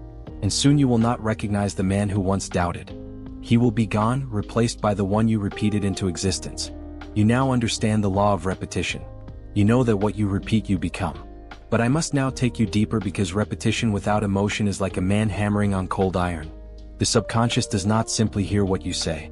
It absorbs what you feel. Emotion is the flame that makes the imprint permanent. Let me say it plainly. Emotion is the language of the subconscious mind.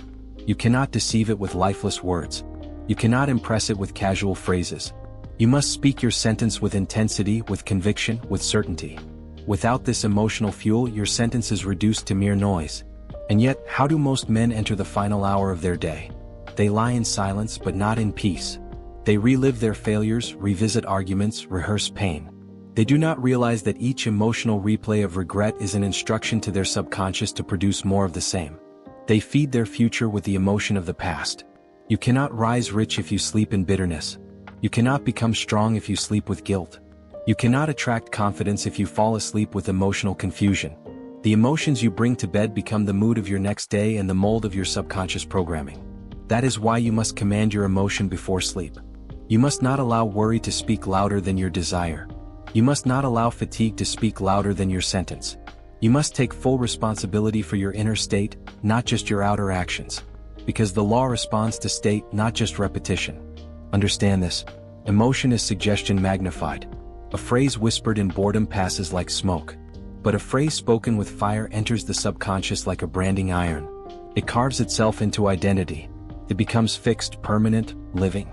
That is the kind of sentence you must deliver before you sleep. Now I warn you, you cannot command emotion by accident. You must prepare yourself. You must create a nightly ritual.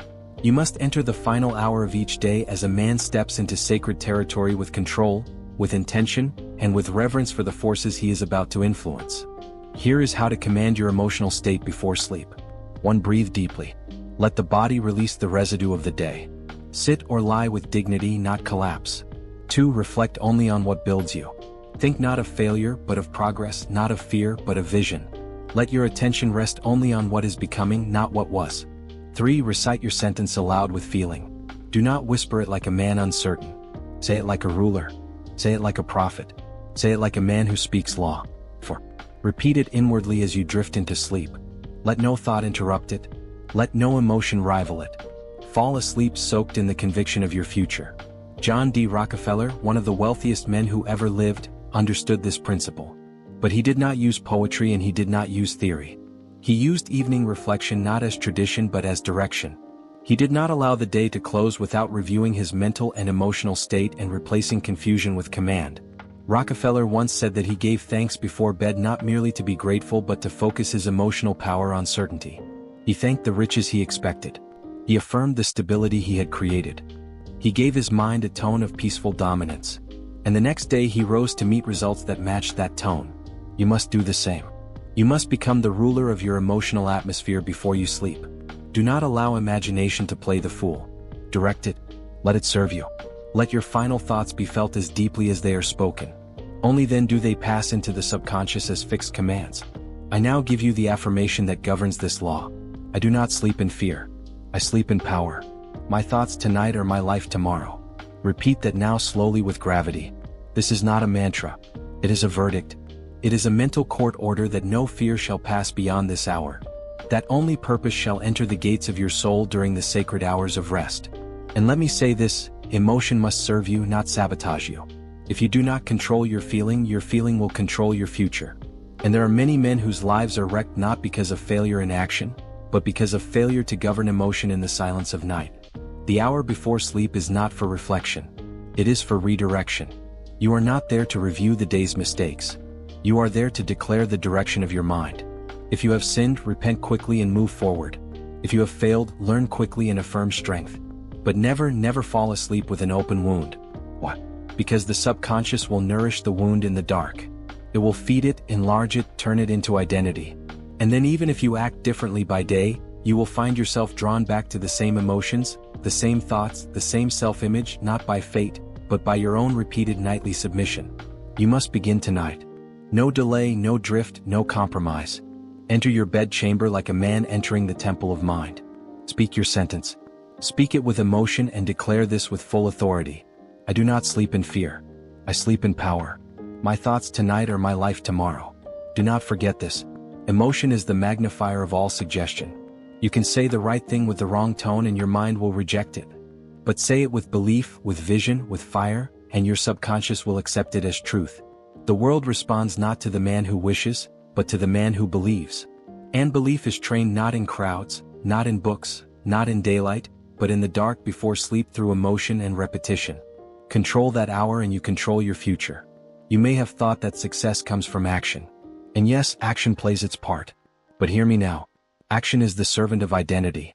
A man cannot act contrary to who he believes he is. Not for long. And who he believes he is built not in public, not by applause, but in silence, in solitude, and most powerfully while he sleeps. Let me tell you the truth that has been kept from you. Your identity is not fixed at birth. It is not determined by your past. It is not cemented by your mistakes. It is shaped, molded, written into your soul by the thoughts you repeat when the world is quiet. You are not born a failure or a success. You become one in the night. Each man becomes what he believes about himself. But those beliefs are not decided once.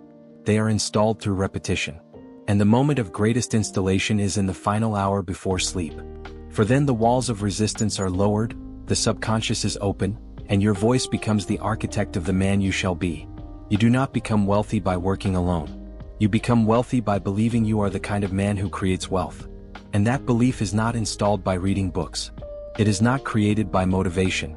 It is constructed every night brick by brick, sentence by sentence, identity, command by identity, command. Let me say it again. You are not programming outcomes. You are programming identity. For once you believe you are the type of man who builds wealth, delivers value, walks with certainty, speaks with power, then every action, every habit, every instinct begins to follow that script. Not by force but by law. But if you go to bed in doubt, you will rise in hesitation. If you lie down with self-rejection, you will rise with confusion. If you fall asleep with the belief that you are still who you were yesterday, you will live the same day over and over until you die a man unchanged. You must intervene. You must take hold of this hour and use it not just to feel better but to become different. This is not about relaxation. It is about reconstruction. You are not drifting into slumber. You are building an identity stronger than all the weakness of your former self. The voice you speak in the final minutes of your day will soon become the voice you hear when you wake. It will shape the decisions you make without thought. It will guide your posture, your energy, your attitude. It will determine whether you rise with fire or crawl through another morning of mediocrity. Let me give you an identity affirmation now. I am the man who creates wealth because I think, speak, and act with purpose. Repeat that slowly again until your body begins to accept it. Until it no longer feels like a hope, but like a memory from the future. That is how identity is formed. Not in a single night, but through faithful emotional repeated suggestion until the lie you lived in dies. And let me tell you a story. Woodrow Wilson, long before he became president, practiced a discipline few knew about. He would rehearse his inner convictions mentally at night. He would build the voice that one day would lead a nation not in public but in private, not with others but alone. Not by luck but by deliberate nightly repetition of identity. And when he finally stood before crowds, he spoke not as a man trying to be great, but as one who had already become great in thought. His actions flowed from his belief. His belief was no accident. It was built in silence. So I say again, the hour before bed is not your closing hour. It is your construction hour. Use it. Use it with intent. Do not fall asleep like the man you were. Speak the man you are becoming. And let your mind etch that man into your soul with every passing night. Here's your full identity statement to use tonight. I am a man of thought, action, faith, and riches. Let it guide your breathing. Let it replace all self-doubt. Let it be the sentence that survives the day and rises with you tomorrow. Because the man who falls asleep with identity wakes with purpose. Repeat it now with fire. I am a man of thought, action, faith, and riches. And now I tell you, if you speak this sentence every night for the next 30 nights with emotion, with vision, with decision, you will no longer merely desire to become rich. You will begin to feel as if you already are. And once that feeling lives inside you, it will create the world around you. You will say no to distractions not by discipline but by identity. Walk into rooms and be respected, not by force, but because identity precedes expression. You will expect opportunity, command value, and move with certainty, not because of what you know but because of who you have become. But this will not happen by chance. Identity is not inherited. It is not granted. It is repeated night after night until there is no longer a gap between who you were and who you decided to be. So begin tonight. Say the sentence. Feel the truth. Repeat it until it lives in you. And soon the world will meet not the man you were, but the man you forged in silence when no one else was watching. Now that you have heard the law, now that you have received the hour, the sentence, the repetition, the emotion, and the identity, I bring you to the final command. This is the moment of decision. Foreknowledge without obedience is drift, and drift is the quiet destroyer of every man who once had a dream. Let us not speak of theory. Let us not speak of more information. Let us speak of law. The law is this. Success is not earned at dawn. It is decided the night before. The man who leaves his thoughts to chance before sleep leaves his future to chaos. But the man who issues command before rest shapes his entire destiny while the world sleeps. This is not new. This is ancient. This is eternal. The last thought before sleep is your clearest prayer. Not to the world, not to chance, but to your own mind, your own being, and the infinite intelligence that works through you. Do you believe the successful leave this to mood?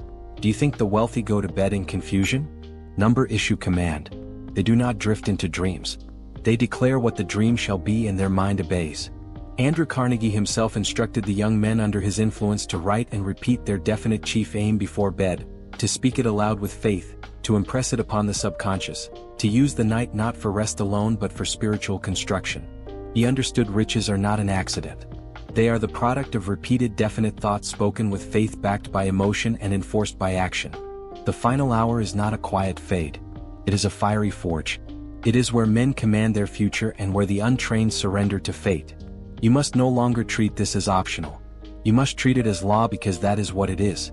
Nightly autosuggestion is not a ritual of the rich. It is the price of admission to abundance. This is your hour.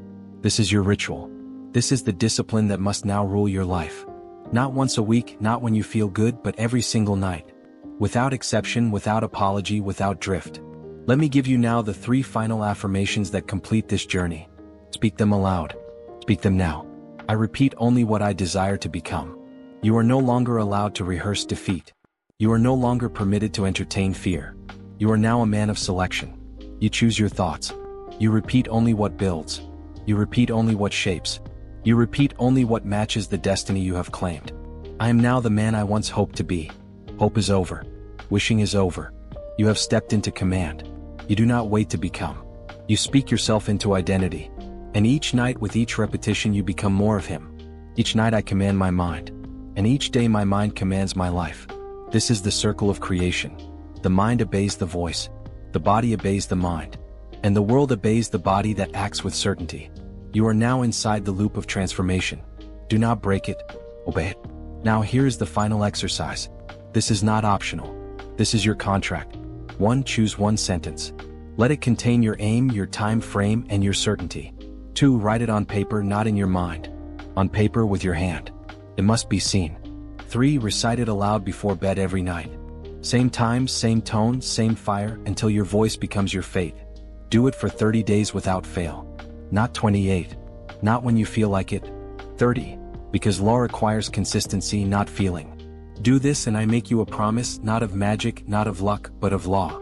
Your identity will shift, your confidence will rise, your actions will change, your decisions will sharpen, and wealth will begin to move toward you, not because of what you chase, but because of who you have become.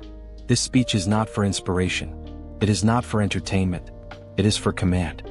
If you drift from it, you return to the man you were. But if you obey it, you will never be that man again. Now say this as your oath. I command my mind before sleep. I speak only what I choose to become. And each day I rise in obedience to the man I have declared. Say it again. And when this speech ends, do not return to the old routine. Return to the sentence. Return to the mirror. Return to the truth. You are what you repeat. And you are now the man who repeats only what builds, what commands, what becomes. Let others sleep in fear. Let others hope. You command. You build. You rise. Now begin. Choose the sentence. Repeat it tonight. Repeat it every night. And let your whole life obey it. You have now received the final command. Do not break it. Do not forget it. Do not drift. You are the master now. The mind is yours. The voice is yours. And soon the wealth will be too. Stop everything you are doing and listen with the intensity of a man who has decided to attract so much money he will never struggle or spend it all in this lifetime. You say you want money. You say you want freedom. But I say you do not yet want it badly enough, because if you did, you would have it. The man who truly demands riches from life with definiteness, with burning desire, with unrelenting persistence cannot be denied. So let me be plain. If you are broke, it is not because life is unfair. It is because your mind is still cheap. You have allowed fear to reason with you. You have allowed doubt to sit at your table. You have waited for a better moment, a better mood, a better economy. But I tell you now, there is no better moment than now. There is no future for the man who delays. There is only decay, decay of belief, decay of purpose, decay of wealth. Do you think riches are a gift? They are not. They are claimed. Do you think wealth is earned through luck or lineage? It is not. It is constructed brick by the thoughts you permit and the actions you repeat. And I will prove it to you not with fantasy, not with empty praise, but with law. The law of definiteness, the law of faith, the law of organized action, the law of cosmic habit force. So listen closely, because you have never truly been poor. You have only been undisciplined. You have never been locked out. You have only failed to knock with authority. And you have never been denied money. You have simply not yet become the type of man it obeys. But if you listen to this speech with decision, if you silence every excuse and demand mastery, if you repeat the affirmations with absolute belief, then I promise you your name will soon be written among the rich. Now take a breath. Write down your definite aim and listen to every word of what comes next as if your life depends on it, because it does. And if you obey, money will come. So much you won't even know where to put it. You were not born to be poor. No man is issued into life with the decree of poverty stamped on his soul. You were born rich in thought, rich in power, rich in the spiritual essence of dominion. But you were taught, conditioned, hypnotized, trained to expect limitation. You were raised to believe that wealth is for the few, that riches are a reward only for the clever or the lucky. That is a lie. The poverty you've known was learned, and what was learned can be unlearned. I speak now to that part of you which never agreed to be poor. The part that still dreams at night of more, still imagines freedom, still feels anger in the presence of bills and chains. That part of you is correct. You are meant for more. But thought alone is not enough. Vague hope is not a plan. Yearning is not a command. Money is not an emotion nor a myth. It is a tool. It responds not to desperation but to definiteness. It bends its will not to those who wait but to those who decide. It is a loyal servant to the man who has mastered himself. And it vanishes in the presence of the man who cannot control his thoughts, his emotions, or his purpose. Let me say this plainly. Riches do not enter the drifting mind. They pass it by. They do not dwell in the undecided, the uncertain, the unclear.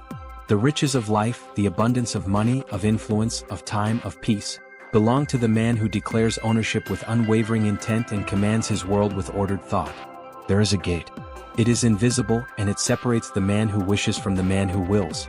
It is not out there in the world. It is within your own mind. The gatekeeper is your subconscious and the passcode is definiteness. If your desire is weak, if your plan is vague, if your actions are inconsistent, the gate remains locked. But if you issue the right command, if your desire burns, if your voice rings with certainty, if your purpose is made clear and constant, then the gate swings wide, and the treasures you seek begin their motion toward you. This is not mysticism. It is not luck. It is not the mercy of fortune. It is law. Riches obey law. And that law is this: desire plus faith plus decision plus persistence equals wealth. This is the formula. It is not optional. Remove one part and the structure collapses. Combine them and life must give you what you ask. No matter how large, no matter how far. Desire is the fuel. It must be burning, white-hot, persistent, unshakable. A passing wish will not do. A soft yearning is not enough. You must want it like a starving man wants bread, like a drowning man wants air, like a mother wants to save her child. Without that fire, no force will respond to your request. But desire alone is not enough. You must possess faith. Not the faith of religious recitation, but faith as a state of mind, an internal conviction that your riches are already yours, though your hands have not yet touched them. Faith must be cultivated, built, repeated, reinforced. It is planted by repetition and watered by belief. Next is decision, swift, final, unchangeable. The man who hesitates is lost. Life does not favor the one who considers endlessly, who weighs every possibility, who fears error more than failure. You must choose what you want. Choose it fully. Choose it now. Choose it boldly. And let no opinion alter it. Then comes persistence, the bridge between thought and result. Most men begin, few men continue. The man who persists is rare. He is the one who keeps moving when others rest, who believes when others doubt, who acts when others retreat. And he is the one to whom money ultimately surrenders. These four forces, desire, faith, decision, persistence, are the magnetic combination. Together they form the current that moves money. They are not emotional. They are not hopeful. They are mechanical. They are spiritual. They are law. If you master them, you will draw riches to yourself in measures far beyond your current comprehension. The gate to wealth is not locked by society. It is not guarded by banks or governments or systems. It is locked by your own lack of discipline. And it is unlocked only by the definiteness of your thought, enforced by the power of your will. The key is in your possession now. But the question remains, will you use it? The speech will show you how. Not with empty phrases, not with theories, but with law-bound instruction. Each part will reveal a new key, a deeper step, a stricter command. This is not a speech for the casual listener. It is for the one who has decided, I will be rich. I will have freedom. I will never bow to limitation again. Repeat this after me and repeat it daily. I now demand of life unlimited wealth, and I offer in return unwavering purpose, relentless action and service that exceeds the ordinary. Say it aloud. Say it again. Not with doubt, not with passivity. Say it with force. Say it with fire. Say it as a man who no longer asks but commands. And the subconscious, the gatekeeper, will begin to listen. And once it listens, it must obey. For the subconscious accepts all commands impressed with emotion and certainty. If you repeat that sentence with belief every day, every morning and every night, then life itself will begin to shift. Ideas will come, opportunities will rise, allies will appear, energy will increase, and the man you once were will begin to dissolve, replaced by the one who rules, the one who directs, the one who builds his fortune from thought alone. So understand this now. Money is obedient. It is not spiritual in nature, but it is spiritual in obedience. It flows where order is present. It flees the presence of chaos. If your mind is unorganized, if your speech is careless, if your actions are hesitant, you repel money. But if your mind is definite, your thought is bold, your words are clear, then riches are magnetized to you. Your life thus far has been the result of what you have permitted. Your future will be the result of what you now command. And what you command must be born of a burning desire, a relentless faith, a definite decision and persistent execution. That is the price. That is the passage. And when you pay it, life will pay you. You are poor only to the degree that you are indefinite. Do not argue with this truth. I have studied thousands of men across every walk of life, from penniles clerks to industrial titans, and without exception, the wealthiest were also the most definite. They knew what they wanted down to the inch, the dollar, and the hour. The world yields to the man who knows where he is going. All others are ignored. The vague are punished. The undecided are forgotten. But the definite man, he is remembered. He is sought after. And he is paid not because he is better than others but because he does what others will not. He chooses with precision and he never looks back. Riches respond only to definite aims, not hopes, not general intentions, not scattered desires, but a definite chief aim written clearly, spoken aloud daily, impressed upon the subconscious with emotion and fire. This aim becomes your North Star. It becomes your identity. It becomes the magnet that draws all required elements to you. Write down your financial goal exactly. The number, the timeline, the form. Do not say, I want to be rich. That is not a command. That is a whisper. And the subconscious does not obey whispers. It obeys thunder. It obeys certainty. It obeys the voice of a man who will not accept denial. Set your number. I will earn $1 million. Set your time by the end of this year. Set your plan through my business, through my skill, through value rendered above all expectation. And then read the same aloud every morning as you rise and every night before you sleep. Your definite chief aim must be the first voice you hear and the last thought you recall. Let me tell you about Edwin C. Barnes. He had no money, no connections, no prestige. But he had a definite chief aim to become business partners with Thomas Edison. He did not wish for it. He decided it. He declared it. He announced it to his own mind and then to Edison's front desk. They laughed. They sent him away. He stayed. He waited. He served. He proved himself indispensable. And one day the opportunity came. A product needed selling. No one else could sell it. Barnes did. He did not earn riches by luck. He earned them by definiteness. His riches began the moment he decided. This is the law. Life begins to respond the moment you do. The subconscious does not require proof. It requires instruction. And the instruction it follows is autosuggestion, the repeated emotional declaration of your goal.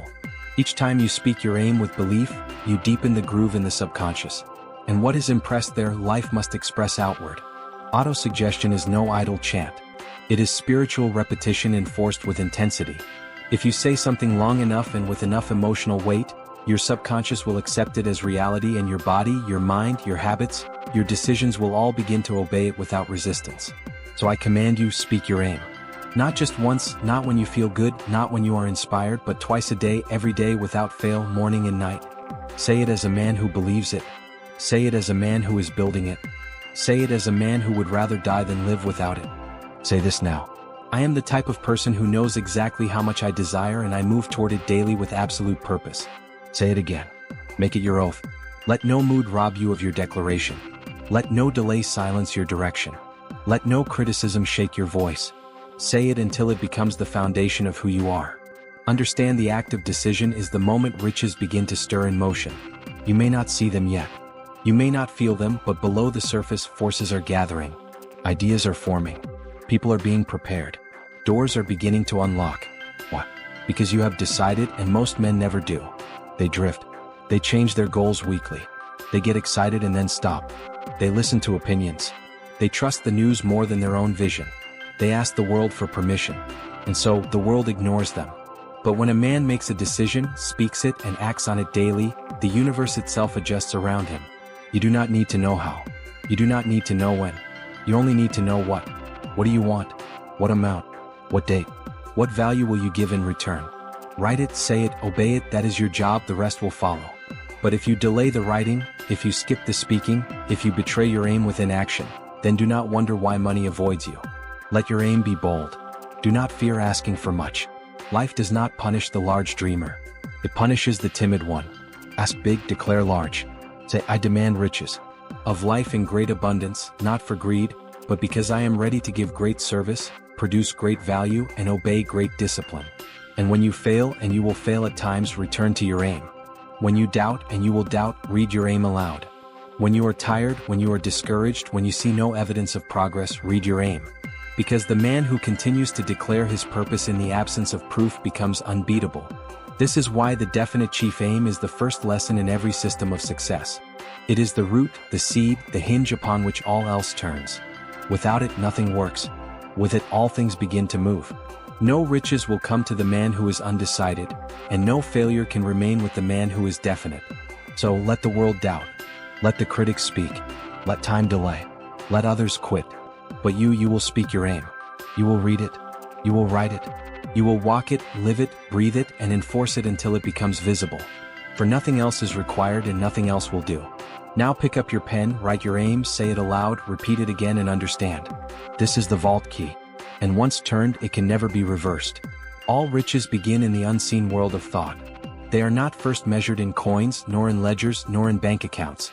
They are first formed in the workshop of the mind, crafted from belief, shaped by desire, and brought to life through faith. Before money touches your hands, it must be possessed in thought. Let me speak plainly. Faith is the only currency that can be spent before riches arrive. It is the invisible builder, the silent architect, the power that binds cause to effect. Without faith, your desires collapse into daydreams. Your plans become hesitation. Your energy weakens. But with faith, true faith, you become unstoppable. Faith is not belief. It is not hope. It is not the fragile optimism of a man waiting for better days. Faith is a mental state, an inner certainty so strong that doubt cannot enter. Faith is built like muscle through repetition. It is created like fire by friction, and it must be protected like a treasure, for the world will seek to steal it from you. Let me remind you of a man named Andrew Carnegie. He had no wealth in his youth, but he had an unshakable belief in the law of success. He believed that thought organized with definiteness could be transmuted into anything, even a steel empire. And it was this belief that caused him to entrust me with the mission of gathering and teaching these principles. He did not ask me to report facts. He asked me to uncover law. And he paid me not with dollars but with faith. Faith that this system would change the world. Faith that every man who applied it could rise regardless of background, race, or education. That faith carried me through 25 years of study. And it now carries you through this moment. So I ask you, what do you truly believe? Do you believe that money is coming to you? Or do you secretly fear that it never will? Do you declare your desire aloud each day with conviction? Or do you whisper it quietly, afraid that the world might mock you? Because listen to me carefully. Your results will match your faith. Not your want, not your need. Your faith, and faith is built. It is not given. You do not wait for it. You create it. How? Through autosuggestion. Through daily repetition, through emotional reinforcement, by speaking your definite chief aim aloud with power and consistency until your subconscious accepts it as a fact. You may not believe it yet. That is acceptable. Belief is not required to begin. But if you speak your aim daily with emotion, with structure, with persistence, faith will awaken within you. It will rise like a fire, first small, then blazing, and soon nothing will shake it. This is not theory. It is the experience of every man who has transformed his life. Let me issue a warning. Faith must be guarded. For it is easily stolen by voices of failure, by memories of defeat, by the laughter of doubters. One seed of doubt, if allowed to grow, can poison the entire harvest. You must defend your belief as a warrior defends his fortress fiercely, daily, with no apology. Recall Henry Ford. He was mocked, resisted, and told repeatedly that his vision was impossible. But he held to his plan with faith so complete that no engineer, no critic, no banker could sway him. And in time his faith became fact. The motor car, the assembly line, the millions and riches, all began in thought and were powered by belief. You may say, I failed before. So did Ford. So did Edison. So did Carnegie. But they did not stay failed. They transmuted defeat into fuel. And you must do the same. You must take every disappointment and hammer it into conviction. For the man of faith uses failure to prove himself, not to disprove his vision. Every morning before you check the world's noise, speak your definite chief aim aloud. And every night before sleep, speak it again. Let the sound of your own voice plant certainty in your subconscious. Do not recite it passively. Say it with emotion. Say it with conviction. Say it as if the outcome is already known, because it is. Say this with me. I have faith in myself. I have faith in my plan. I have faith in the law that thought becomes reality. Do not merely speak this. Memorize it. Repeat it until it becomes part of your inner voice. Let it replace every fear that once spoke against your dream. Let it drown out every memory of lack. Let it become the dominant thought in your mind. Why is this so powerful? Because the subconscious does not know the difference between what is real and what is vividly imagined. It accepts what is repeated. It obeys what is emotional. It acts upon whatever is impressed upon it consistently. And so by the law of repetition, faith becomes fixed and riches must follow. This is how the sixth sense is awakened. The invisible link between you and infinite intelligence. You do not force it. You do not summon it with ritual. You build it with faith. And once faith is established, guidance flows. Intuition sharpens. Ideas flash, doors open, and life begins to obey you because you are no longer divided. Say again. I believe that all riches I seek are already mine in substance. I believe my actions are drawing them into form. I believe no force can stop what is backed by decision, desire, and faith. If you do not yet believe this fully, that is all the more reason to repeat it. Speak it until your inner voice echoes with power. Until your eyes reflect certainty, until your very posture changes. This is how the rich think. This is how they move. This is how they attract wealth. Not through labor but through law. You have the ability now to do what few men ever do, to take possession of your own mind and instruct it to build your fortune. It does not require more education. It does not require approval. It only requires that you declare the right idea, repeat it with belief, and persist until all doubt is burned away. You are not merely trying to get money. You are training yourself to become the man money obeys. And that begins with thought. That begins with faith. That begins now. Faith without a plan is spiritual chaos. It is like a horse without rest, a ship without a rudder, a seed thrown on stone. You may possess desire, you may burn with faith. But until you take that flame and forge it into a plan, you will drift. You will delay. And money will remain a stranger. Riches respond not to raw energy but to energy organized. You would not build a house without a blueprint. You would not construct a bridge without structure. Yet men attempt to build fortunes with nothing but excitement and hope. That is why they fail. That is why they quit. They begin without a system. They start without order. They move without knowing where. Understand this now. Organized planning is the machinery of wealth. It is how the invisible becomes visible. It is how thought takes form. It is how ideas become income.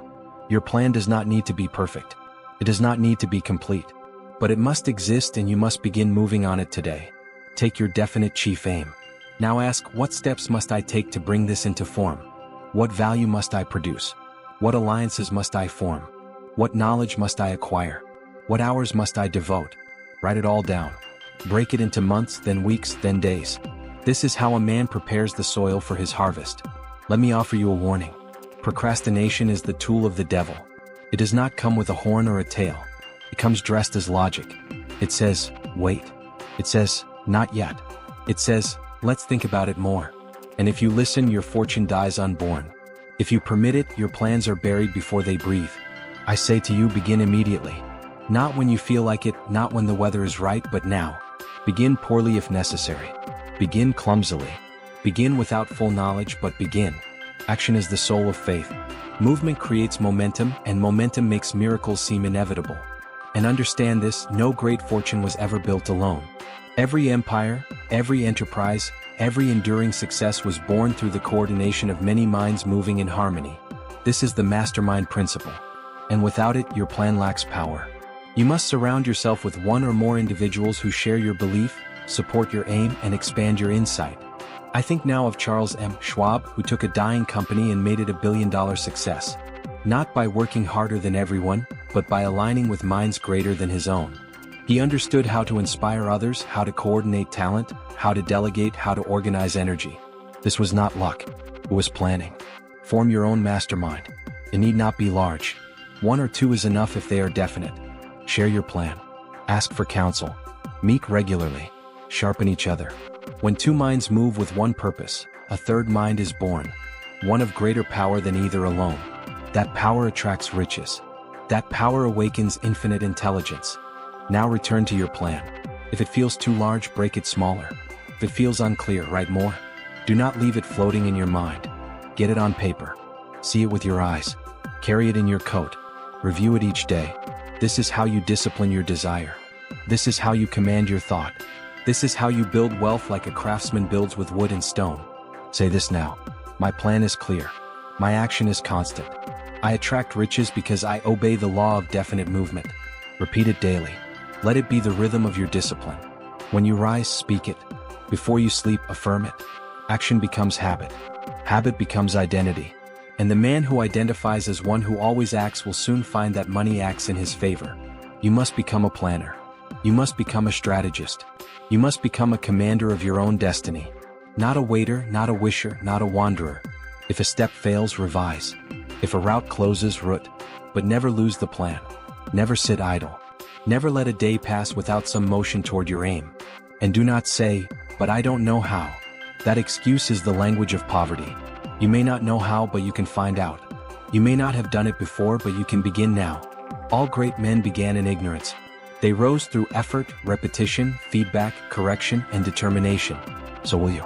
You are not required to have the full picture. You are required to move on what you do see.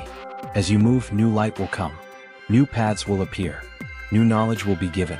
But that knowledge will not arrive until you prove you are serious by taking action. This is why organized planning is the test. The world does not trust the man who speaks. It trusts the man who builds. Your plan executed with persistence is your proof. It is your certificate of seriousness. It is your letter to life that says, "I am ready. I am willing. I am acting." Let me give you this truth. Riches do not visit the idle thinker. They do not belong to the philosopher without discipline. They do not reward the creative man who will not move. They are reserved for the builder, the planner, the executive, the one who organizes desire into a structure of execution. So begin today. Open your notebook. Write your next steps. Choose a time and place for daily review. Build a system for daily progress. Create a calendar for execution. If you fail to plan your time, you surrender your life to chaos. But if you command your days, you begin to master your fate. And remember, each plan is temporary. It will be adjusted. It will be corrected. That is not failure. That is wisdom. Failure only occurs when a man abandons the act of planning altogether. When he says this is too hard, when he returns to comfort. And that, my friend, you must never do. So I leave you with this. Faith gives you vision. Planning gives it legs. If you want riches, do not only imagine them. Build the staircase. If you want money, do not only feel it, pursue it with structure. Repeat again. My plan is clear. My action is constant. I attract riches because I obey the law of definite movement. Now return to your desk, look at your aim, write your plan, and prepare for motion. Because when planning becomes law in your life, riches begin to arrive on schedule. The man who wins is not the one who starts strongest. It is not the one who knows the most. It is not the one who makes the loudest declarations. It is the one who refuses to stop. Persistence is the golden key that turns desire into results. Without it, all plans rot. All faith withers. All riches hide themselves from view. Life will not hand you riches at the first request. That is not cruelty. It is law. All who ask for great things must be tested. Not because life seeks to punish you, but because life demands proof. It will ask, "Do you truly want what you say?" And it will not believe your words. It will only measure your actions. When defeat comes, and it is not failure. It is an inquiry. It asks, "Will you continue?" Most men do not. Most men quit when results delay. Most men curse when nothing moves. Most men stop when they feel tired, when they feel doubt, when they feel resistance. But the man who persists, he becomes king. Persistence is decision maintained through resistance. It is not a feeling. It is not a spark. It is a discipline. It is a law. It is a declaration repeated by action day after day, long after the emotion is gone. The world steps aside for the man who knows where he is going and will not stop until he arrives. I remind you now of Thomas Edison, a man who failed more than 10,000 times while trying to create the electric light. He was ridiculed, scorned, ignored, dismissed. But he kept working. Not because he was sure of the outcome, but because he was sure of himself. He refused to stop. That alone made him victorious. Understand, you are not judged by how you feel. You are judged by how you persist. The man who continues without emotion will outlast the one who burns brightly and burns out quickly. Persistence is what separates those who speak from those who conquer. It is the filter of success. It removes the weak and rewards the committed. Temporary defeat is not failure unless you accept it. The greatest fortunes were built upon setbacks. Rockefeller lost everything in panic. Ford was laughed at by every financier. Lincoln lost election after election. Yet all persisted. And because they persisted, they broke through. The same law will serve you if you obey it. You must create structure for persistence. You must not rely on mood. Build daily rituals, morning declarations, evening reflections, scheduled execution, written review. Persistent action is not spontaneous. It is manufactured. It is installed like steel rails so that even when storms come, your train keeps moving. Read your definite chief aim aloud daily. Read it especially when you don't feel like it. Speak it through doubt. Speak it through fatigue. Speak it until it becomes louder than all opposition. Every time you speak it, you reinforce your path. Every day you act, you deepen your identity. And that identity built on persistence becomes unshakable. This is how the law of cosmic habit force begins to serve you. Cosmic habit force is the invisible momentum of repetition. It is the law by which repeated thoughts become belief, repeated actions become habit, and repeated effort becomes destiny. It is indifferent. It will support failure or success. You must choose the pattern. The law is this: what you repeat becomes permanent. If you repeat delay, you install hesitation. If you repeat excuses, you build weakness. But if you repeat motion, you build inevitability. If you repeat belief, you build results. And if you persist, day by day, even the most stubborn resistance will collapse. Each day you persist, you are installing the gears of wealth. You may not see them turning yet, but beneath the surface, in the invisible realm where cause precedes effect, your persistence is building bridges, aligning events, creating force. You are storing up pressure, and one day it will break loose as results, as riches, as reality. Let me give you this. Persistence does not make things easy. It makes you stronger than what is hard. That is the secret. It does not change the mountain. It changes the climber. And once you are changed, nothing outside you can defeat you. Once persistence becomes your identity, wealth becomes a matter of time. Now return to your plan. If it feels too large, break it smaller. If it feels unclear, write more. Do not leave it floating in your mind. Get it on paper. See it with your eyes. Carry it in your coat. Review it each day. This is how you discipline your desire. This is how you command your thought. This is how you build wealth like a craftsman builds with wood and stone. Say this now. My plan is clear. My action is constant. I attract riches because I obey the law of definite movement. Repeat it daily. Let it be the rhythm of your discipline. When you rise, speak it. Before you sleep, affirm it. Action becomes habit. Habit becomes identity. And the man who identifies as one who always acts will soon find that money acts in his favor. You must become a planner. You must become a strategist. You must become a commander of your own destiny. Not a waiter, not a wisher, not a wanderer. If a step fails, revise. If a route closes, route. But never lose the plan. Never sit idle. Never let a day pass without some motion toward your aim. And do not say, "But I don't know how." That excuse is the language of poverty. You may not know how, but you can find out. You may not have done it before, but you can begin now. All great men began in ignorance. They rose through effort, repetition, feedback, correction, and determination. So will you. You are not required to have the full picture. You are required to move on what you do see. As you move, new light will come. New paths will appear. New knowledge will be given. But that knowledge will not arrive until you prove you are serious by taking action. This is why organized planning is the test. The world does not trust the man who speaks. It trusts the man who builds. Your plan executed with persistence is your proof. It is your certificate of seriousness. It is your letter to life that says, "I am ready. I am willing. I am acting." Let me give you this truth. Riches do not visit the idle thinker. They do not belong to the philosopher without discipline.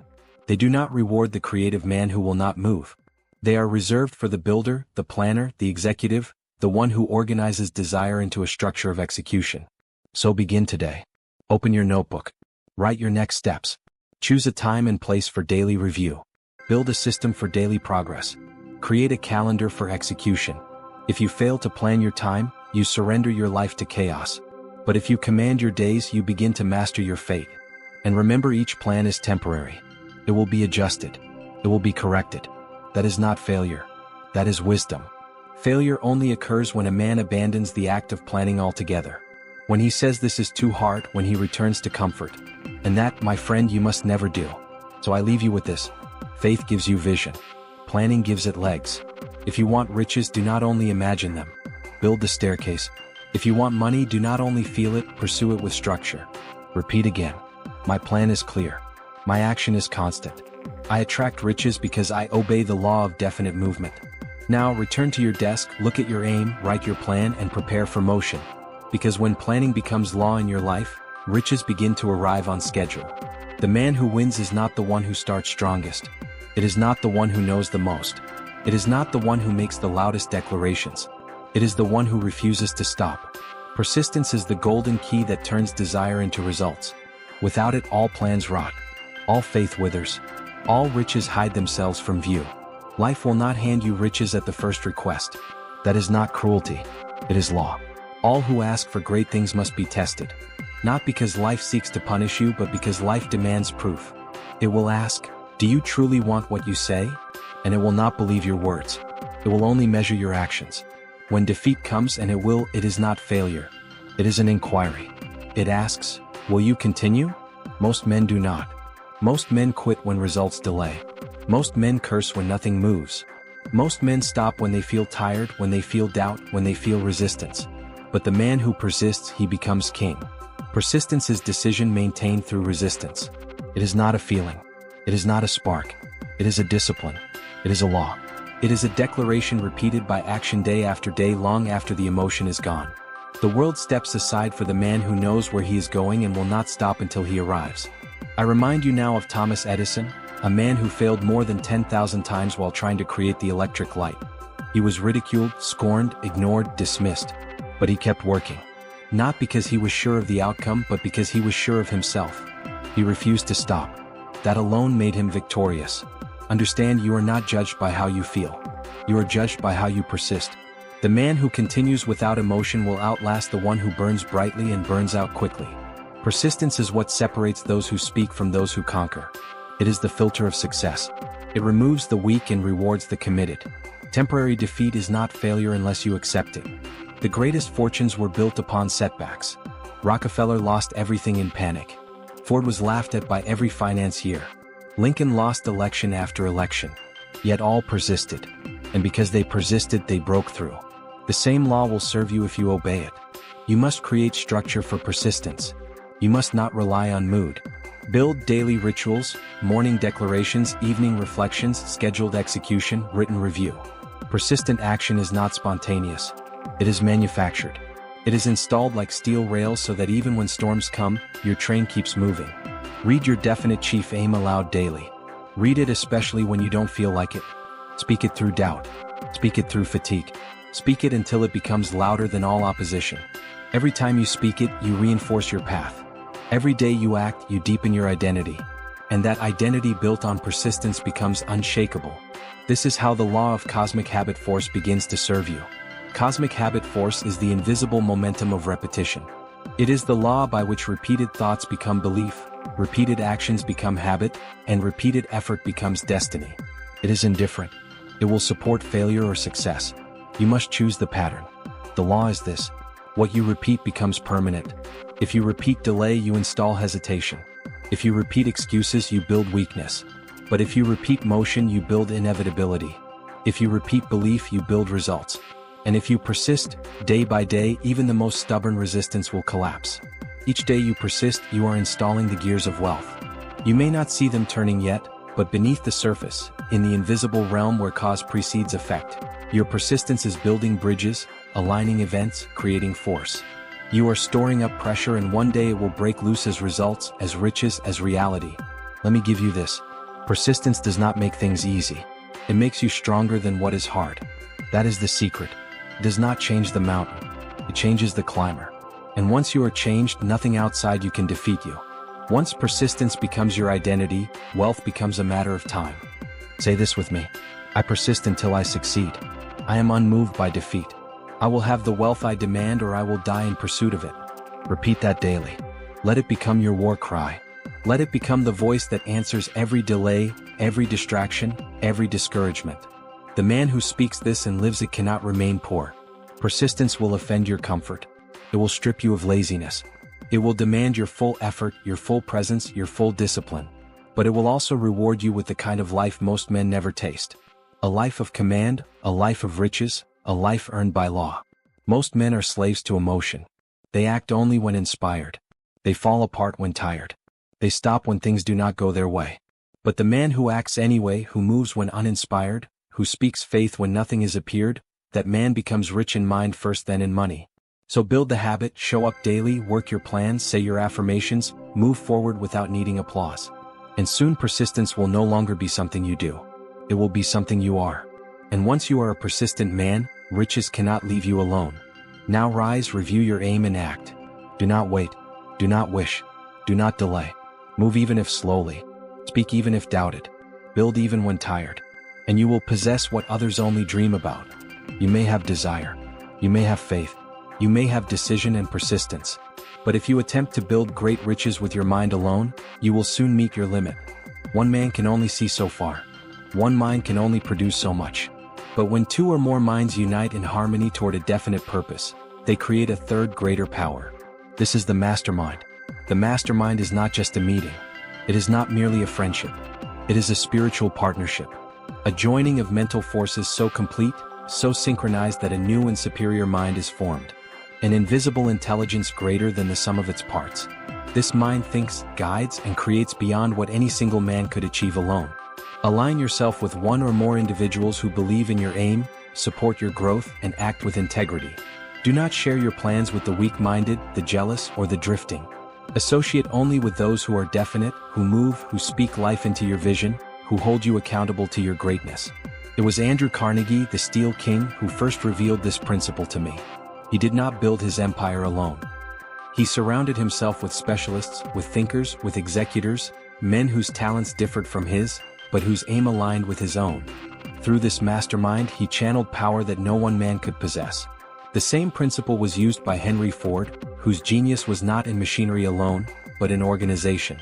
He brought together minds that could build, calculate, design, and manage. Together they built what no man could build alone. Wealth flowed not just from effort, but from mental harmony organized toward production. But the mastermind is only one source of power. There is another one rarely spoken of yet known by every great achiever whether they could name it or not. That power is sex transmutation. The most potent form of human energy when controlled and redirected becomes the fuel for all enduring success. Understand this. The same energy that drives physical union is also the source of creative genius, ambition, and magnetic personality. The world has trained you to waste it through indulgence, through distraction, through undisciplined emotion. But the successful man redirects it, transforming desire into drive and drive into wealth. You must learn to harness this power, not deny it, but elevate it. When the mind is inflamed with emotional desire, do not waste it. Channel it, direct it, use that fire to work longer. Think clearer. Speak with authority. Build your plan and move with conviction. That is transmutation. The greatest minds in history understood this. Napoleon, whose conquests were fueled by passion and vision. Edison, who worked through the night with focused intensity. Lincoln, who turned emotional pain into moral power. None of them were cold men. They were controlled men. Control does not mean suppression. It means direction. Take the most powerful emotional current within you and point it toward your chief aim. Let it move your body to action. Let it energize your voice. Let it elevate your standards. Let it remind you that you are capable of extraordinary work when you do not leak your power through distraction. Say this now. I transmute my strongest emotions into definite action. My desire serves my purpose. Repeat this until it becomes the law of your life. When emotion arises, do not waste it. Use it. When you feel intensity, do not indulge it. Direct it. The man who masters this law becomes magnetic, creative, powerful, and enduring. Your voice will carry more authority. Your presence will draw attention. Your words will command belief. This is not manipulation. It is alignment. The man who walks in this transmuted power is not chasing riches. Riches chase him. Let us now join these two forces. The mastermind provides you with expanded thought, multiplied faith, and constant accountability. Sex transmutation provides you with explosive energy, emotional power, and creative clarity. Together they make you a force no opposition can stop. So build your circle. Choose your allies wisely. Meet regularly. Share your goals. Speak your faith aloud. Build one another. Eliminate weakness. Eliminate excuses. And watch as life begins to bend around your united thought. And daily discipline your emotions. Guard your energy. Refuse to waste the sacred fire within you on that which produces nothing. Convert it into labor, into speech, into writing, into production, into wealth. This is how you rise beyond ordinary men. This is how you build beyond your own strength. This is how you become a magnet for money, influence, and power. Not because you begged for it, but because you became the man who attracts it. Say it again. I transmute my strongest emotions into definite action. My desire serves my purpose. Now rise and walk with the fire of two great laws. The power of aligned minds and the fire of elevated desire. The world cannot stop a man who has both. Whatever you plant in the subconscious mind, whether it be wealth or worry, purpose or fear, definiteness or doubt, will grow. The subconscious does not judge. It does not resist. It accepts. And once it accepts a thought, it begins to shape your world in the image of that thought. That is why you must master it or be mastered by it. Understand the subconscious is always working. It never sleeps. It never ceases. It is the silent engine that directs your beliefs, your instincts, your habits, and your results. And if you do not direct it by conscious decision, it will be directed by environment, suggestion, and emotional impulse, most of which are destructive. This mind cannot reject. It only accepts. It obeys the strongest influence it receives over time. If that influence is doubt, it obeys doubt. If it is fear, it obeys fear. If it is faith, it obeys faith. And if it is wealth spoken with authority, repeated with belief, and felt with emotion, it will bring wealth into your life by law. Let me give you an image. The subconscious is soil. It cannot choose what seeds you plant. But once planted, it will grow whatever you give it. Give it the seed of poverty and it will yield lack. Give it the seed of riches and it will yield abundance. But the law demands that you plant, water, and tend it daily. Each time you repeat your definite chief aim, you are planting the seed. Each time you speak it with conviction, you are watering it. Each time you act on it, despite difficulty, you are strengthening its roots. And in time the harvest must come not as chance but as the lawful result of mental sowing. You must be vigilant. You must monitor every thought, every word, every reaction, not with fear but with intention. Do not allow the weeds of fear to grow unnoticed. Uproot every belief that contradicts your desire. If a thought of poverty arises, replace it instantly with the image of wealth, spoken with faith and backed by decision. Say it now. I now command my subconscious mind to direct me toward wealth, and it obeys. Do not whisper this. Speak it aloud. Speak it as a general commands an army. Speak it as a master speaks to his servant. For your subconscious is not your ruler. It is your servant. But only if you treat it as such. The man who fails to command it will be ruled by it, often to his destruction. This is why I instruct you to read your aim aloud morning and night, not because it is ritual, but because it is lawful instruction to the subconscious. That voice repeated becomes identity, and identity impressed upon the subconscious becomes behavior, attraction, and outcome. You are not merely hoping to get rich. You are training your inner world to expect wealth. You are installing the thought of riches so deeply that the subconscious begins to alter every perception, every choice, every habit to align with the image of success you have burned into it. This is not done casually. This is not done occasionally. It is done with military discipline every day without fail. Why? Because repetition is the language of the subconscious. It does not respond to single commands. It responds to sustained instruction. That is how all identity is formed. You were once taught to think small. That was done through repetition. You were once taught to fear. That too came through repetition. Now we overwrite the old with the new. We overwrite fear with faith. We overwrite poverty with power. And we do so through the most powerful law in existence, autosuggestion. Repeat this affirmation now with full authority. I am a man of purpose. I think riches, speak riches, expect riches, and act in alignment with wealth. My subconscious mind is now saturated with belief, and it obeys my every command. Say it again. Not once, not twice. Say it until you believe it. Say it until no opposing voice remains in your mind. Say it until your very countenance changes.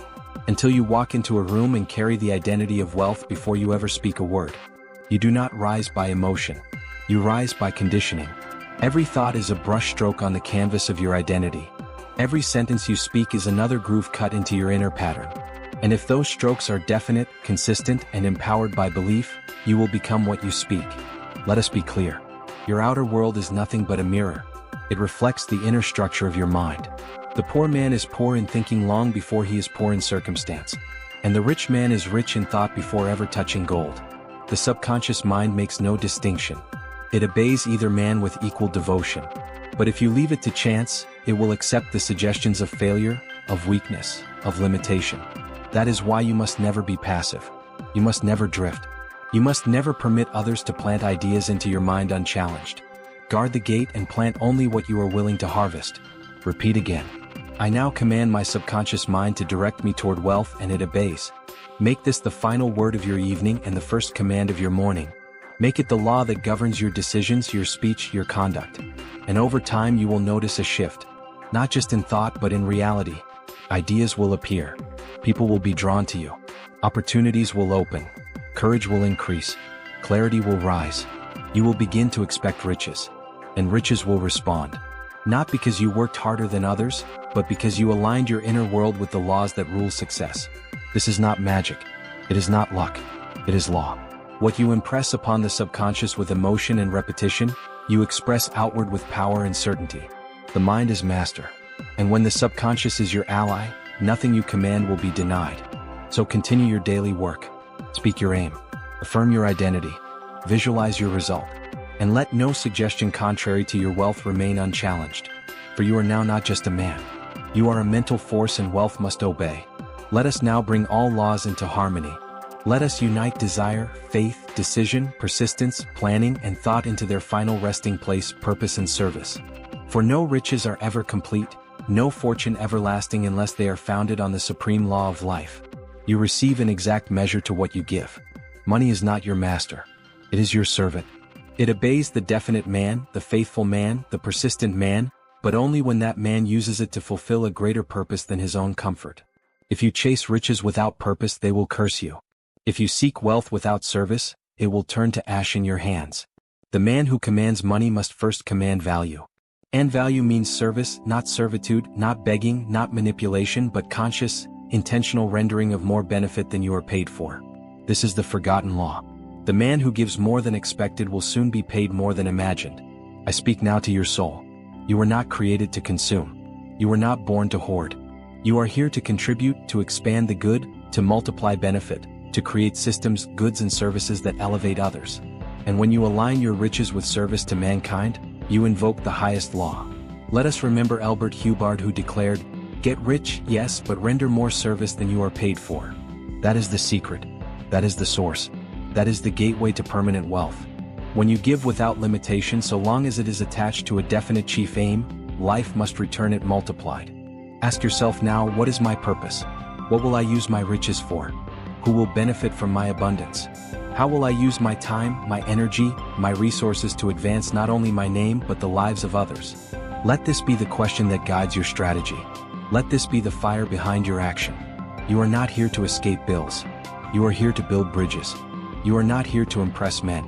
You are here to inspire generations. You are not here to accumulate. You are here to multiply value through inspired effort. This is the final transformation. The poor man thinks of himself. The rich man of purpose thinks of the world. He does not calculate only what he earns but what he contributes. He does not fear what he spends, but what he was tested by not using his wealth for good. Here is your final test. Can you say aloud with conviction, "I demand unlimited wealth because I have unlimited value to give"? Say it now. And if it stings, if it feels untrue, then you have not yet uncovered your deepest reservoir of power. You must expand your capacity to serve. You must think bigger, move faster, render more, dream broader, deliver more value than any man in your field, and do it without excuse. Say this also, "I am the master of money. I am the servant of purpose." This keeps your riches aligned. This protects you from greed. This safeguards your character. It ensures that wealth does not harden you but magnifies you. If you are weak, money will expose it. If you are selfish, it will increase it. But if you are definite, focused and driven by a higher aim, money will become your greatest instrument. Your voice must now carry purpose. Your actions must radiate intention. Your reputation must become one of excellence, over-delivery and certainty. And your entire identity must say to the world, "I am here to build something greater than myself." This is how you complete the law. This is how you draw in riches so vast they cannot be measured. You obey the principles. You speak your desire. You persist through defeat. You organize your movement. You affirm your wealth. You control your emotion. And above all, you use it for service. Speak now your final affirmations. I live with definite aim, relentless faith, and constant action. Riches are drawn to me as surely as the river flows to the ocean. I demand unlimited wealth because I am prepared to give unlimited value. I no longer chase money. I attract it because I have become the man who commands it through purpose, discipline, and obedience to law. These are not poems. These are not hopes. These are mental blueprints. Repeat them until they become your law. Until every thought, every step, every plan aligns with them. And when you do, you will no longer be trying to succeed. You will have become success itself. And now your final command. If you know what you want, if you've written it down, if you speak it aloud with belief, if you persist when others quit, then let the world try to stop you. Let circumstance rise against you. Let time delay and critics mock. For the man who moves with definite purpose is a force that cannot be denied. And when you become that man, you will attract so much money you will not even be able to spend it all. Now go and build. Stop everything you are doing and listen with the intensity of a man who has decided to never struggle again, because this is not a speech. This is a summons. This is your awakening. The moment when you stop blaming the world, stop waiting for permission, and finally realize the clock will not wait for you. You feel it, don't you? That quiet panic in your chest, that ache of knowing too much time has passed and too little has changed. You look at the clock and you lie to yourself. I'll begin tomorrow. But I say to you now, the clock is not your friend. It is your mirror, and it will not wait for your indecision. This is your wake-up call. Not from the world, but from the deepest part of your spirit that is tired of watching you hesitate. You were not made to drift. You were not born to repeat the same year 10 times and call it life. You were made to move. Now every second you delay, your potential decays. Every hour you hesitate, your family, your wealth, your destiny remains bound. And the truth is brutal. No one is coming. No mentor, no miracle, no moment of perfect readiness, only you. You say you don't have time, then stop giving it to things that do not build you. You say you're tired, then stop wasting energy on distractions and excuses. This message will not repeat itself. If you shut this out now, your life may never change. But if you choose to listen, not casually but with burning decision, then I promise you, this is the hour that everything begins. The world will not wait for you. But if you act now, it will obey you. Wake up. Begin. You think you have time. The clock does not care about your dreams. It will tick through your excuses. It will move past your delays. It will walk on while you sit frozen in thought. You are not waiting on anything. The only question is, will you move before it runs out? Most men believe they have time because they mistake the movement of the clock for the movement of their life. They feel hours pass and confuse it with progress. But drifting is not movement. Drifting is decay. And no man ever drifted to greatness. The dreamer lives in thought. The doer breathes fire. One speaks of goals. The other moves while the world sleeps. One fantasizes at night. The other commands the day with plan, with purpose, with decision. Your past can remain your master, or today can become your emancipation. This is your wake-up call. Not from a bell, not from a tragedy, but from the deepest truth within your soul. You've waited long enough. You've drifted through enough cycles. You've broken enough promises to yourself. The next year of your life will be a copy of the last, unless you tear the script and write a new law today. The clock is your mirror. It does not pause for uncertainty. It does not hesitate for fear. It does not delay for the weak. It marches forward. And it only obeys the man who marches with it in boldness, in clarity, and in persistence. Your family is not safe if you remain indecisive. Your finances are not safe if you remain unsure. Your purpose will perish in delay if you do not answer it now. The danger is not failure. The danger is another year of sleepwalking. You do not need more time. You need command. And time, like all things, bends to the man who acts in faith, not the man who drifts in thought. This speech is not a gift of inspiration. It is not soft encouragement. It is war against delay. It is fire against indecision. It is a sword for the man who has finally had enough of waiting. You will remember this moment if you move, but you will regret it forever if you ignore the sound in your soul right now. Your decision is the turning point. Your next hour is sacred. Your definite chief aim must no longer be an idea. It must become a law. Say it with me now. I move now. The clock will not wait, so neither will I. Each second of hesitation costs me freedom. I obey faith, not fear. I act in purpose, not pause. Now wake up. Let us begin. The clock has never been your enemy, but it will never be your ally until you move with decision. You say you're waiting for the right moment, but the right moment is not a gust of wind. It is a command you issue to life. Time does not grant permission. It obeys the one who declares. Most men die waiting. Waiting for confidence, waiting for clarity, waiting for confirmation. And time gives them none. Because time is not the giver. It is the mirror. Indecision is the thief you invited into your own home. You blame the seasons, the economy, the past. But it is not time that has delayed you. It is your lack of decision. A man may live 40 years and not begin living. For life does not start with age. It starts with resolve. It begins the day you look in the mirror and say, "No more drifting. I move now." Time cannot carry you. Time does not serve you. It observes you. It reflects you. It exposes whether your days are governed by fear or by faith. And I tell you this with the deepest conviction. Time does not belong to the lazy. Time belongs to the man who makes it bow through clarity of aim and boldness of pursuit. You are not behind because time passed you. You are behind because you paused for the approval of men. You hesitated for fear of what might happen. You drifted in the fog of maybe. But the man who commands results does not wait for agreement. He moves in obedience to his calling. You do not need more years. You do not need another calendar. You need a chief aim so definite, so burning, so immovable that it bends the hours into obedience. You must write it. You must speak it. You must live by it until your life takes on its shape. What is drifting but unconscious delay? What is stalling but the polite cousin of cowardice? What is waiting but the refusal to act in the face of truth?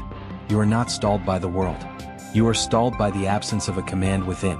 I say to you now, speak that command. Decide the direction. Fix your gaze. You do not rise by fortune. You rise by definiteness. The man who moves with no aim is not moving. He is being moved. And every hour he passes, another man with clarity builds what he postpones. Andrew Carnegie once placed a test before me. A question that would alter the next 20 years of my life. I had 60 seconds to decide whether I would devote myself to a mission without any guarantee of wealth, applause, or reward. I decided in under 20. And that moment birthed an empire of ideas that has touched the lives of millions. Not because of talent, not because of wealth, because of decision. Do not tell me you are unsure. That is a lie you have repeated long enough to believe it. You are not unsure. You are untrained in decision.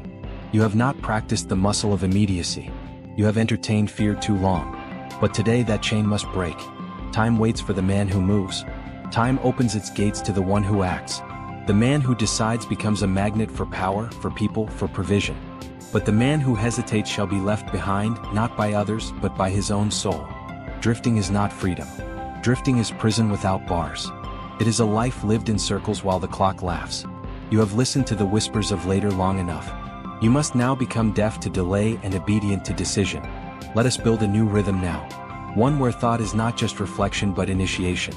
One where hours are not lost to distractions but invested in dominion. One where you no longer count the days but command them. Stand now and write your definite chief aim. Let it be your daily commandment. Speak it aloud in the morning when your spirit is strongest. Repeat it before sleep when your subconscious stands ready to receive. Do not be vague. Do not say, "I want to be successful." That is the language of the defeated. Say instead, "I shall build this. I shall become this. I shall do this. And nothing shall stop me." And when you say it with the force of a man whose future depends upon it. Because it does. Because no more time can be given to the man who does not govern what he already has. Let every delay die here. Let every excuse be buried beneath the weight of your new decision. Say this with me now. I'm not late. I was indecisive. I now choose. Time is not the problem. My movement is. I do not drift. I decide and move now. This is not rhetoric. This is not encouragement. This is command. If your mind accepts it, your life will rearrange to match it. Time has not abandoned you. It has only been waiting for you to decide. The man who lives by emotion serves time. The man who lives by purpose commands it. You must decide who you shall be, master or slave. Time obeys no feeling. It moves for no fear. But it will bend to the will of the man who dares to be definite. Look at your hours. Do they serve your mission or do they bleed away in the name of comfort? Do you rise with plan and motion? Or do you drift into the day carried by whatever wind touches your emotion? This is not a small flaw. It is a fatal pattern. The clock is not your enemy. It is your revealer. It does not lie. It does not flatter. It simply reflects the truth of your discipline. You may lie to yourself about your intentions, but your schedule never lies. Your time is your truth. You must now take back your hours, not with ambition but with order. Not with emotion but with law. The man who does not guard his minutes will never own his future. You cannot build a temple with broken bricks, and you cannot build a life of power with scattered hours. Henry Ford did not become Ford by bursts of inspiration. He became Ford by ordered persistence, by treating time as sacred, by moving even when the world laughed. He did not wonder what to do when he woke. He followed a plan, a rhythm, a command. If you wish to create results like the great men of history, you must study their lives and study their clocks. You will see not laziness but labor, not scattered hours but structure, not vague desire but organized demand. Begin your dominion with one sacred law. Plan the night before. Write what must be done. Wake early while the world is still asleep. Begin before doubt can speak. Move before fear finds its voice. Act before the weakness in you remembers its old excuses. Then as the hours pass, consult your plan, not your feelings. Let your day be governed by the script you wrote in strength, not the voice you hear in weariness. This is how you build the habit of dominion. What is your time worth? If you sell it cheaply to distraction, the world will reward you with regret. But if you consecrate it to your definite chief aim, all the riches of earth will conspire to meet you. You must say this now and say it with conviction. My time is sacred. My habits are sovereign. I do not serve the clock. I command it. Every hour obeys my definite chief aim. Time destroys the lazy, but it crowns the builder. The man who waits for motivation is not a builder. He is a beggar. But the man who commands his habits, structures his hours, and moves with purpose, this man cannot be stopped. Ask yourself, what would happen if you repeated this discipline for 7 days, for 30, for 90? What empire would be forced to rise around you? It is not more ideas that you need. It is not more opportunities. It is ordered obedience. Relentless alignment between what you say you want and what you do in the dark hours when no one is watching. For it is there in those hours that success is forged. Not in public but in private. Not in noise but in silence, not in feeling but in repetition. You will never outgrow the need for discipline. You will never reach a point where you no longer need to guard your time. In fact, the more power you gain, the more ruthless you must become in how you use each hour. You must now walk like the man you wish to become. Speak like him, rise like him, build like him. For every step you take in obedience to purpose is a message sent to time itself. This man cannot be stopped. The clock watches. It waits. It keeps moving. But you can move faster if you move with direction. Let others waste their days in complaint. Let others drown in their emotions. Let others serve the tyranny of comfort. But not you. You were not built for ease. You were not born for drift. You were forged for greatness. And greatness does not beg for time. It commands it. Say this again and let it shape your hours. My time is sacred. My habits are sovereign. I do not serve the clock. I command it. Every hour obeys my definite chief aim. Now rise, plan, move. The clock is watching, but so is your destiny. You do not need to fall to be destroyed. You need only to drift. Drift is the quiet killer. The slow leak of the soul's fire. It takes no explosion to ruin a life. Just indecision, just delay. Just one more morning where you do not rise with purpose. Just one more hour where you move with no direction. Men believe that evil wears horns and comes with fury. But no, evil comes wearing comfort, distraction, endless options.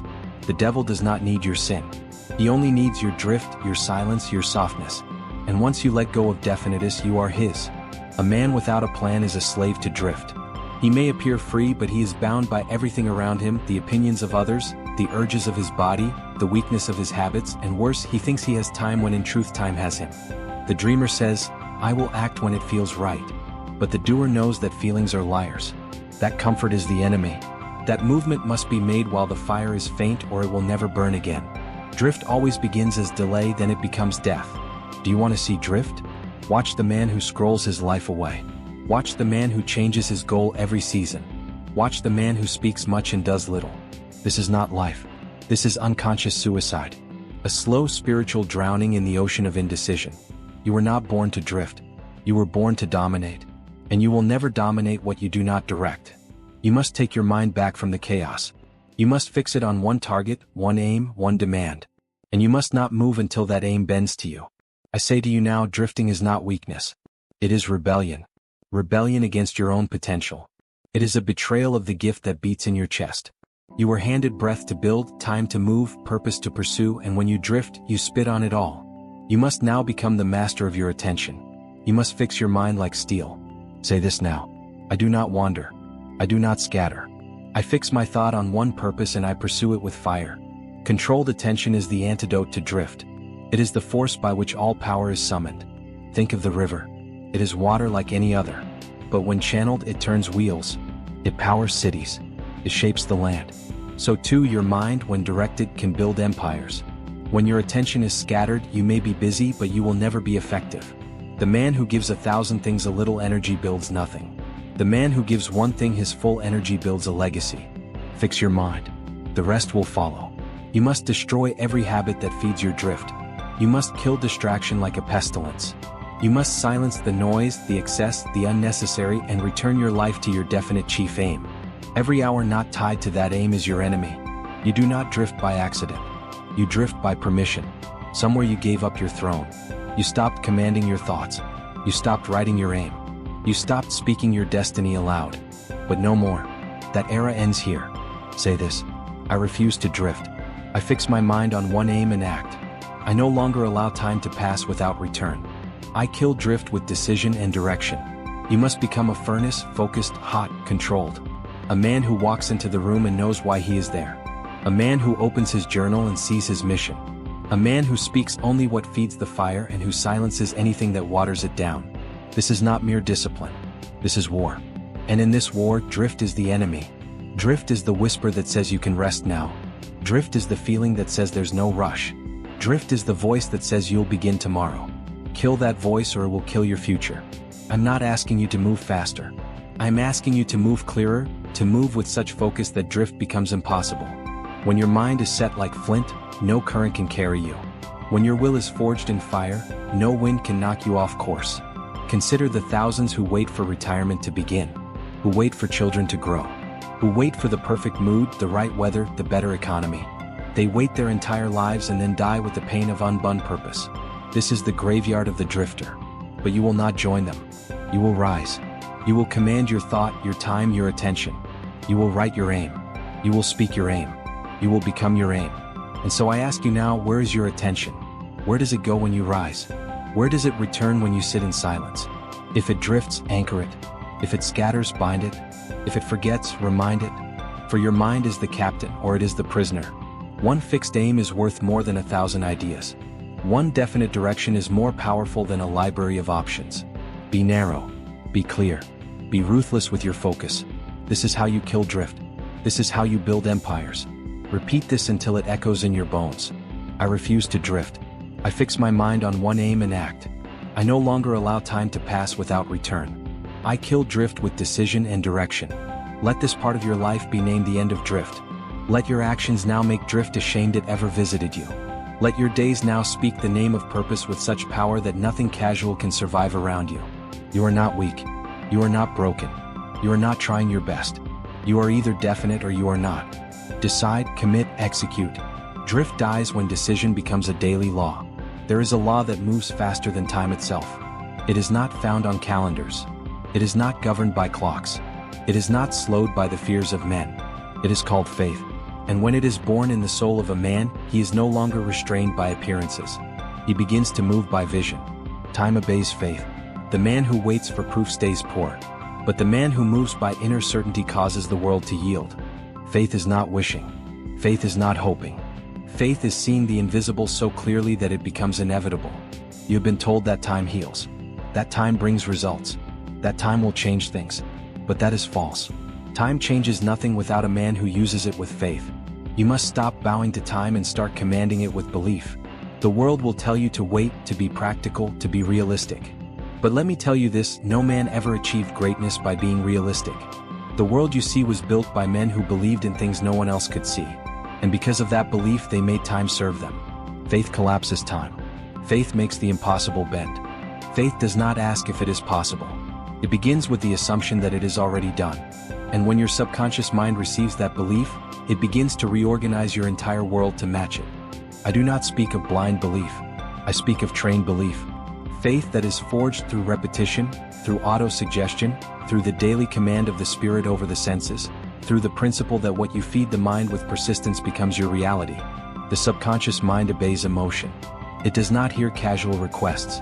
It responds only to repetition backed by belief. You must speak your aim aloud morning and night. You must feel it as if it is already so. You must walk as if it is already done. This is not fantasy. This is law. The subconscious is the bridge between you and infinite intelligence. And it cannot be tricked. It must be trained. It must be impressed with intensity. It must be filled with your aim until it becomes real. Say it with fire. I believe my future into form. Time is not my limit. Faith is my fuel. I speak my aim. I see it. I act until it appears. When you live by faith, you no longer measure by time. You measure by movement. You move as the man who already possesses the result. And that movement calls forth resources, people, circumstances that cannot be explained by logic. Faith is the only power that creates something from nothing. It is the force that turns thought into gold, vision into empire, word into wealth. Without it, you are a wanderer. With it, you are a creator. Think of Edison. Did he wait for others to believe in the electric light? Number. He believed alone. He believed in a world of darkness. And that belief carried him through thousands of failures until light obeyed. That is how you must walk. You do not need the world to agree. You do not need permission. You do not need evidence. You need only one decision backed by faith. And then you must persist until the world rearranges itself to match your inner conviction. Let this be written in your soul. Time follows belief. The man who walks by faith commands his results. The man who waits for perfect timing remains a servant to fear. You must begin now to build the rhythm of belief. Do not speak doubt. Do not rehearse failure. Do not wait for clarity. You must move before you are ready. You must speak before you see. You must act before you feel qualified. Write your definite chief aim. Repeat it aloud twice per day with emotion, with clarity, with fire. Feed your subconscious until it becomes undeniable, until doubt has no room to live, until delay has no power over you. Your environment will try to distract you. Your past will try to shame you, but you must return to your belief every single morning. You must make it your law, your ritual, your command. You must say to yourself, I believe, I act, I persist, I receive. This is not magic. This is the structure of all success. It is how Ford built his company, how Lincoln led a nation, how Rockefeller rose from nothing. They believed when there was no reason to, and that belief created the reasons. Faith is faster than fear. Faith builds faster than worry. Faith does not sit. It advances. If you wait until you feel ready, you will never begin. But if you act in faith, readiness will catch up to you. What is your belief? What is your aim? Have you declared it? Have you written it? Have you repeated it so often that your body begins to act in alignment with it before you even think? If not, begin now. Do not delay. Write your aim. Speak your aim. See it. Walk in it. Assume it. Become it. For that is the path of all who have ever achieved lasting success.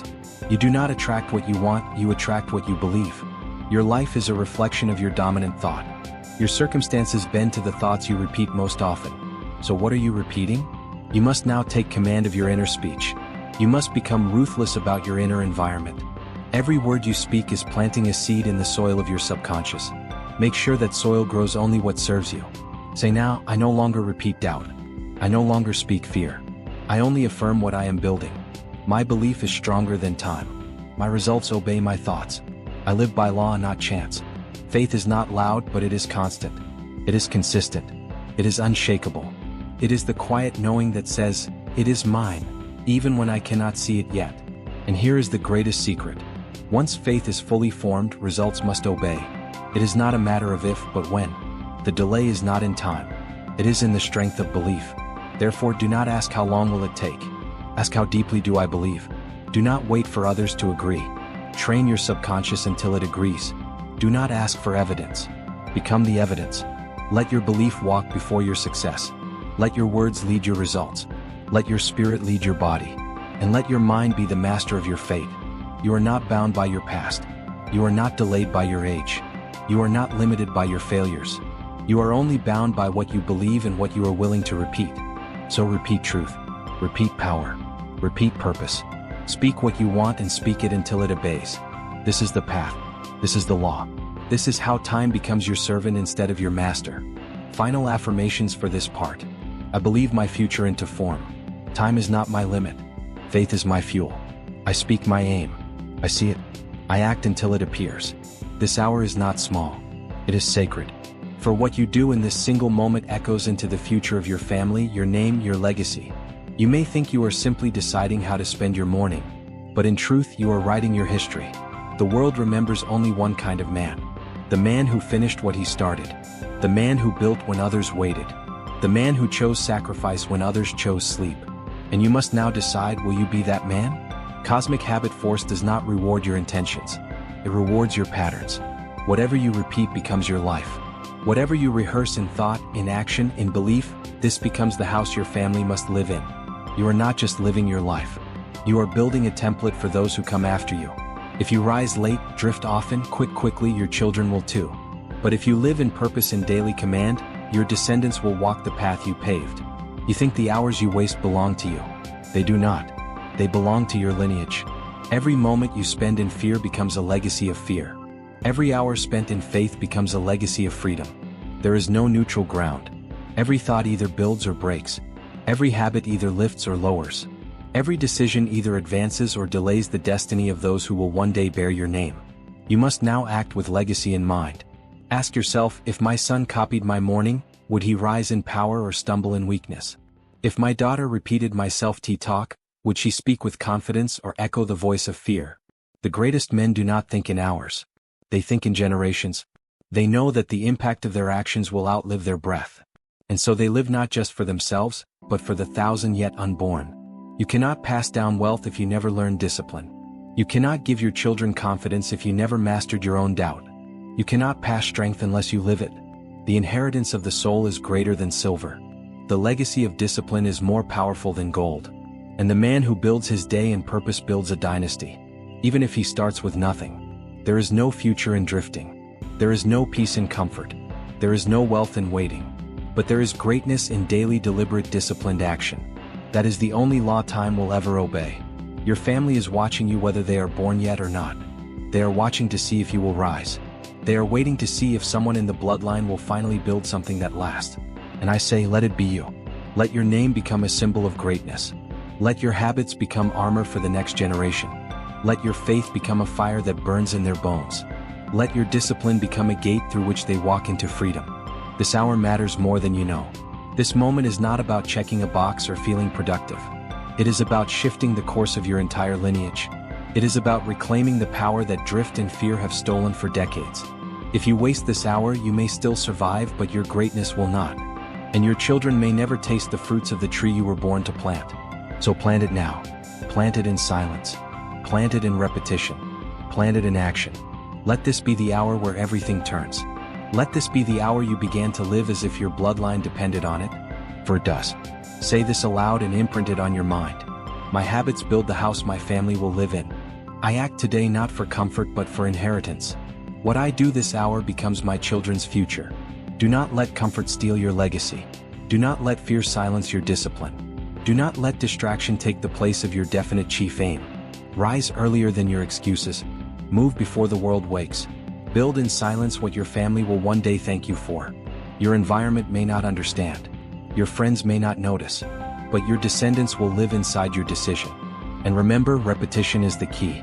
You do not need to be perfect. You must only be persistent. Repeat your aim. Repeat your belief. Repeat your action.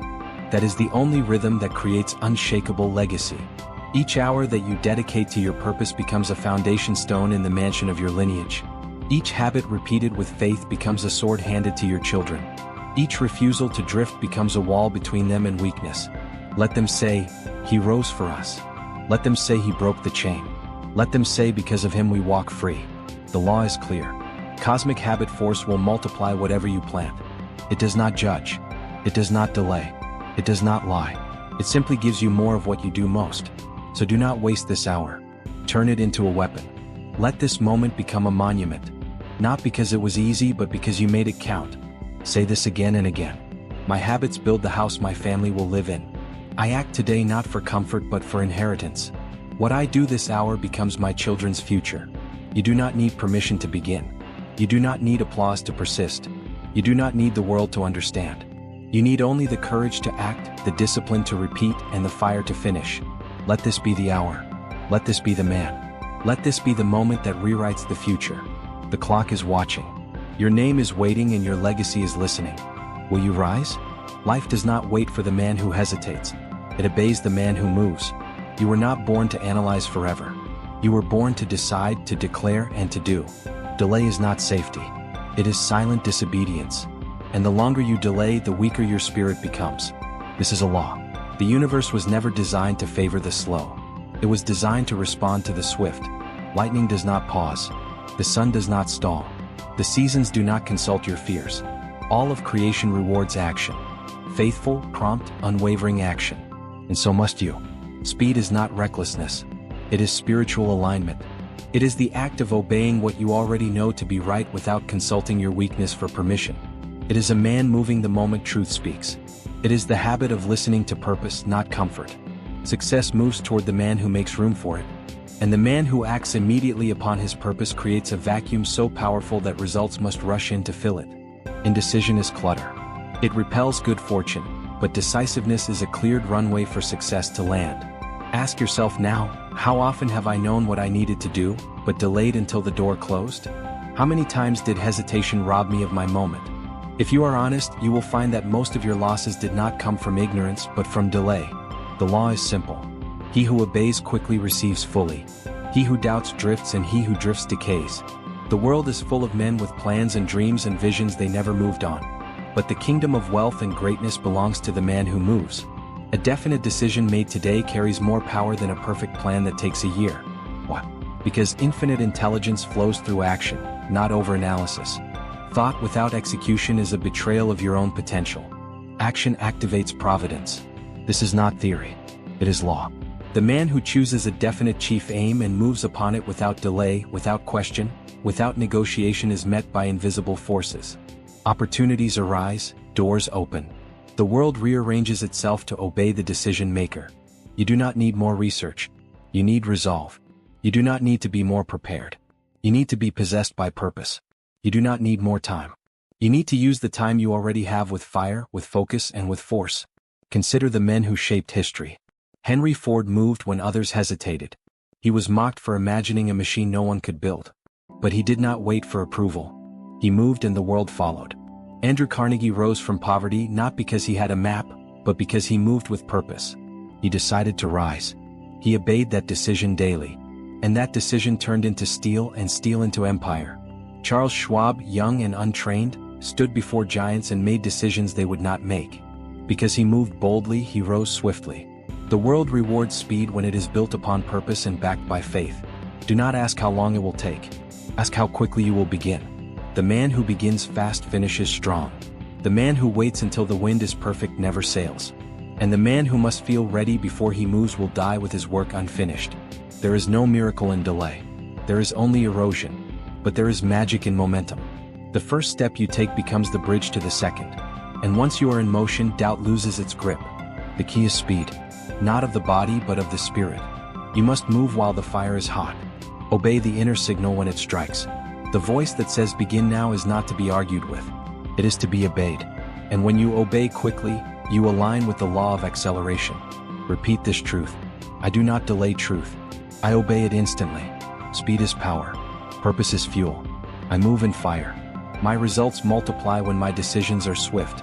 Let these become the rhythm of your days, the standard of your thinking, the law of your movement. And hear me, the man who moves swiftly in purpose is not reckless. He is reverent. For nothing honors your potential more than immediate obedience to purpose. And purpose does not reward hesitation. It rewards the man who shows up in fear, in doubt, in imperfection, but shows up anyway. Begin while the voices in your mind whisper, "You're not qualified."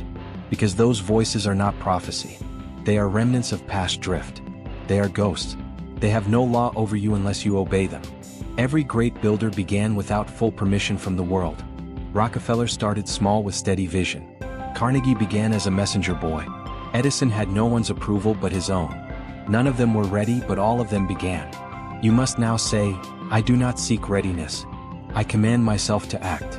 This is the voice of a man who leads himself. And when a man begins with obedience, life begins to organize around him. Say this aloud. I begin where I stand. I do not wait. I obey the call. My courage grows through motion. I act first and readiness follows. Let these words become your law. Let them govern your mornings. Let them be the answer when fear calls and says, "You are not prepared." Your answer is, "Neither was anyone great, but they began." The man who moves before he is ready is the man who moves ahead. He does not compete with the confident. He surpasses them with commitment. He does not debate his inadequacies. He drowns them in obedience. And make this clear. There is no smaller hell than a man who knew what he was called to do, but waited. His soul corrodes. His fire dies. His body lives, but his power does not. You must never become that man. Begin while your hands shake. Begin while your vision blurs. Begin while your voice trembles. Because the moment you do, you prove to your subconscious that you are the authority now. And the subconscious begins to obey the new master. Action. Do not consult emotion before action. Emotion will always whisper the lie of safety. Action is the teacher. Movement is the sermon. Begin and let your results instruct the world. Begin and let your sweat speak louder than your fears. Let me now speak plainly. If you do not begin today, you will begin again tomorrow in greater pain, with less belief, and with more regret. Each delay is not neutral. It is a tax on your spirit. And that tax compounds. Begin now and free yourself. Write this in your journal. I am a man of decision. I begin without permission. I do not ask the world to approve. I move as if it already has. Readiness is earned through movement, not before it. Let these truths replace the lies that have kept you still. Let them cut through the fog of hesitation. Let them break the rhythm of delay. The man you admire began before you. The man you must become begins now. Your chief aim does not require perfection. It requires possession. You must possess your purpose. So completely that movement becomes your default. Do not wait for the wind to blow in your favor. Become the wind. Begin and the storm obeys you. And now I ask, what have you delayed that should already be moving? What idea have you imprisoned in overthinking? What goal have you rehearsed so many times in your mind that it has lost its fire? Breathe new life into it, not by thinking but by doing. This is not theory. This is eternal law. The man who begins builds. The man who waits watches another man win. Say it again. I begin where I stand. I obey now, not later. I move, therefore I become. This is your mantle. This is your law. This is the parting of your past from your future. And it begins not with certainty but with command. This is not the moment to prepare. This is the moment to act. The time is not tomorrow, nor someday, nor later when you feel worthy. The time is now. The hour has arrived where you must decide if you will command your future or serve someone else's for the rest of your life. Do not wait for more signs. You've already been given more than most men ever receive. You've been stirred, called, reminded. The only thing left is obedience. The man who moves with obedience does not become powerful. He is powerful because action is the badge of the awakened.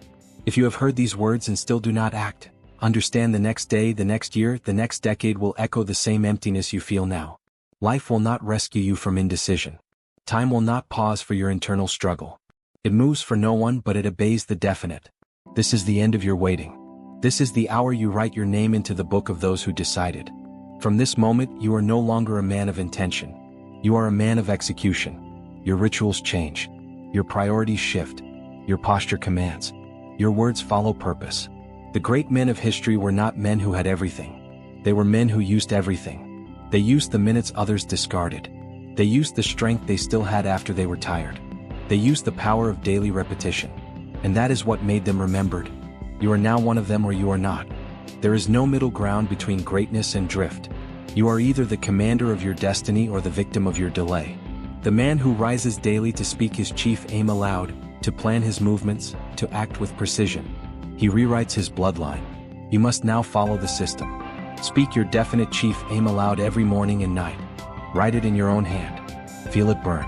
Repeat it until your subconscious accepts no other version of you but the one who finishes. Then act each day. Not massive leaps but obedience, discipline, integrity to your aim. Read your aim. Speak it. Then take a single step. The day after, do it again. Build rhythm. Rhythm becomes power. Power becomes influence. Influence becomes legacy. Guard your hours. Each one is a brick. Every distraction is a thief. Every wasted conversation is a crack in your foundation. Say no to anything that does not serve the man you are becoming. Say yes to only what sharpens the direction you have already chosen. Let me ask you now before we finish. Have you truly heard what has been said? Do you remember the laws? Do you know them? Not casually but in your habits. What is the law of cosmic habit force? What does your subconscious mind obey? What is your definite chief aim? What is the difference between faith and drift? What causes delay? What cures it? If you cannot answer clearly, you must listen again. Until this becomes second nature, until you breathe these laws, until your tongue speaks them without thought, until your habits enforce them without excuse, you are not here to be stirred. You are here to be commanded by the truth. And this truth has one requirement. Begin. Begin while others delay. Begin while the world sleeps. Begin while the emotion is raw. Begin before you are forgotten. Begin before another year steals your hope. Begin before your children inherit your hesitation. Begin before your soul grows calloused by compromise.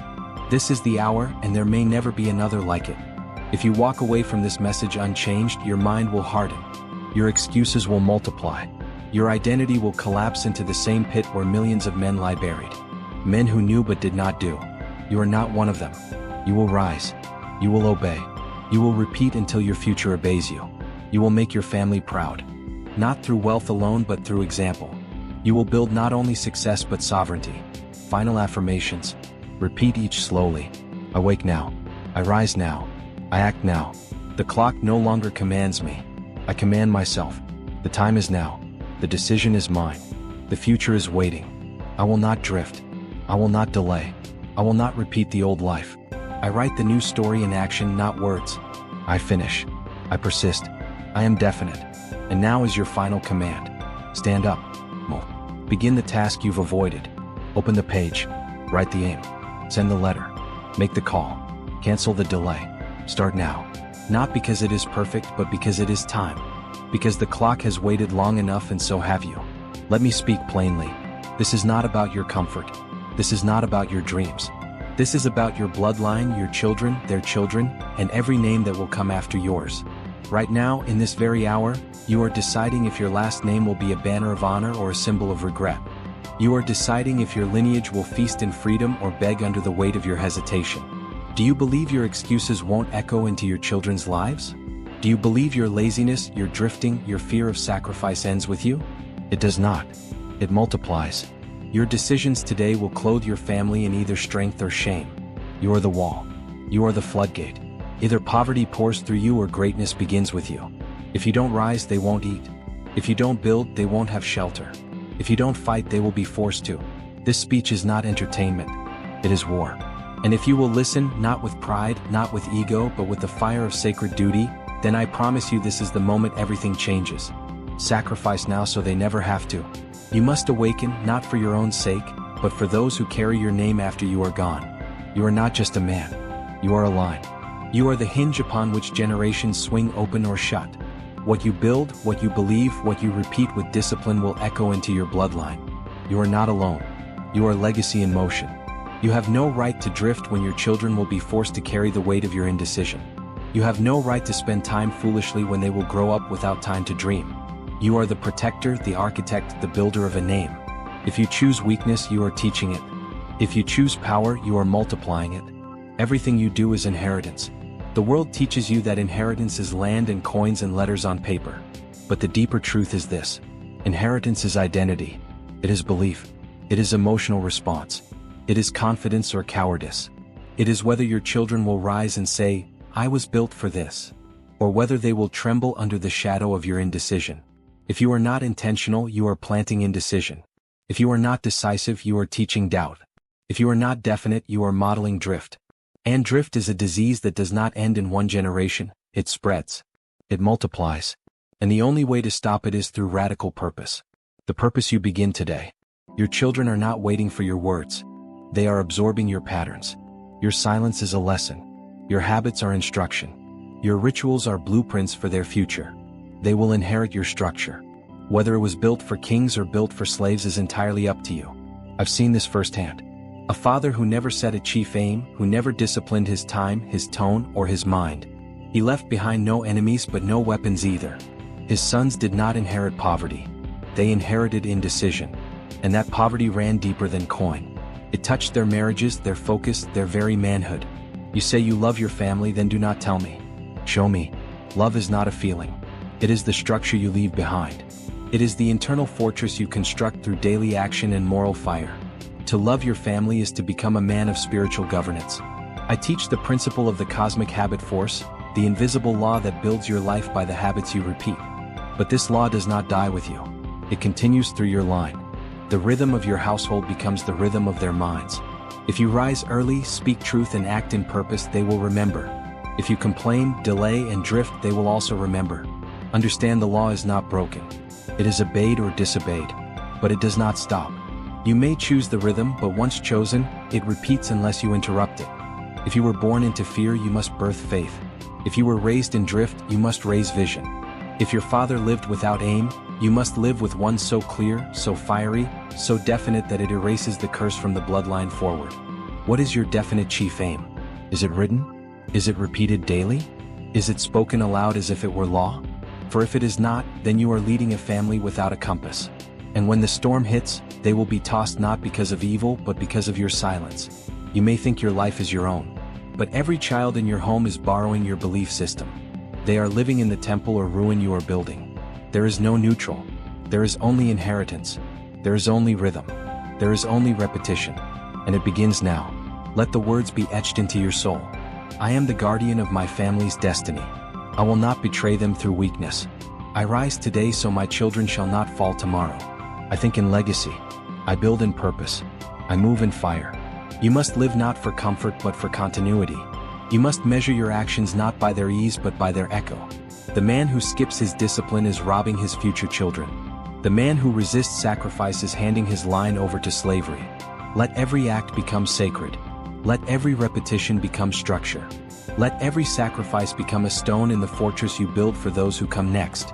And if you do this, if you rise today and tomorrow and the day after, your children will not rise in fear. They will rise in strength. Not because the world changed but because you did. Write this above your door, above your mirror, on your wall. If I do not rise with courage, my children will rise with chains. You are the hinge, the wall, the shield. Be the man your bloodline needed. Be the man history shall remember. Let us move forward into the next law, into the next pillar. For the weight of legacy does not crush the faithful. It awakens the obedient. You must give up something. That is the law. You cannot rise while clinging to ease. You cannot serve your bloodline while serving your pleasures. Every man who built a legacy sacrificed more than sleep. He sacrificed comfort, entertainment, distraction, and he did it with joy. The poor man asks, how can I enjoy my day? The great man asks, how can I secure their future? One lives for the moment, the other lives for generations.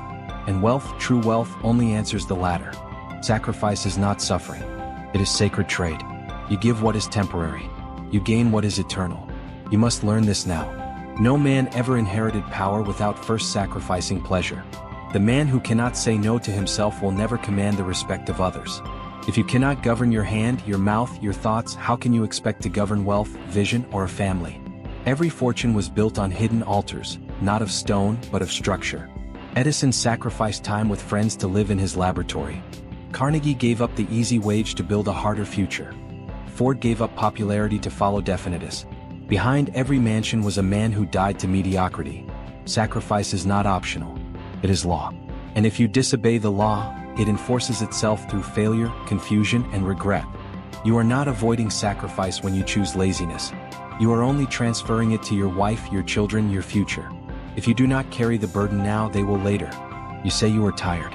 Your grandfather worked until his hands bled. You say you are overwhelmed. Your great-grandmother buried 2 children and still fed the rest. Your bloodline was not built for weakness. It was built to overcome. And that spirit is in you.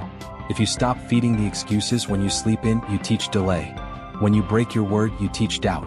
When you waste time, you teach neglect. These are not mistakes. They are seeds. And what you sow, they will harvest.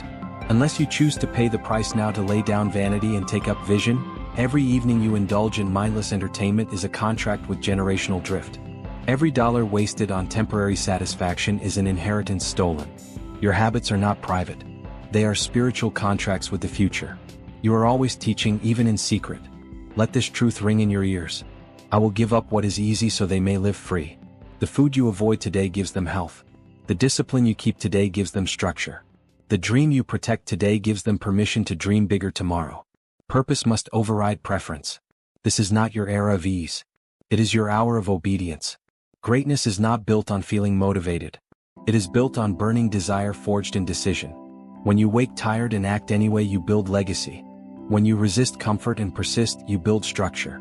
The average man trades purpose for pleasure and then complains that his children inherit pain. You must be different.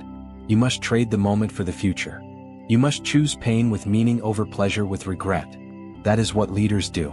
That is what bloodline builders do. Sacrifice is not suffering. It is stewardship. It is the recognition that you are not living for applause but for alignment. That you are not here to collect feelings, but to construct a fortress that will house your family's name long after your body returns to dust. Ask yourself now, what have I truly sacrificed? What do I still cling to? Are you willing to trade your vices for vision, your excuses for execution, your comfort for command? These questions define whether your children inherit excuses or dominion. When others sleep, rise. When others drift, decide. When others quit, persist. Not for pride, but for legacy. Let the cry of your bloodline ring in your ears. Do not let us fall. And let your answer be action. Let your answer be fire. Let your answer be discipline. Say it aloud and burn it into your soul. I am the sacrifice. I am the price. I give my ease so they may walk in strength. I do not serve comfort. I serve vision. I do not worship rest. I worship responsibility. You were not born to impress your peers. You were born to impact your descendants.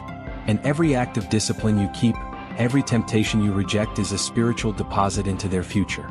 Sacrifice is your savings account for legacy. Let your balance grow. Imagine your grandson saying, "Because of him, I know who I am." Or your daughter saying, "Because he worked, I can dream." That is worth every night of broken comfort. That is worth every hour of disciplined labor.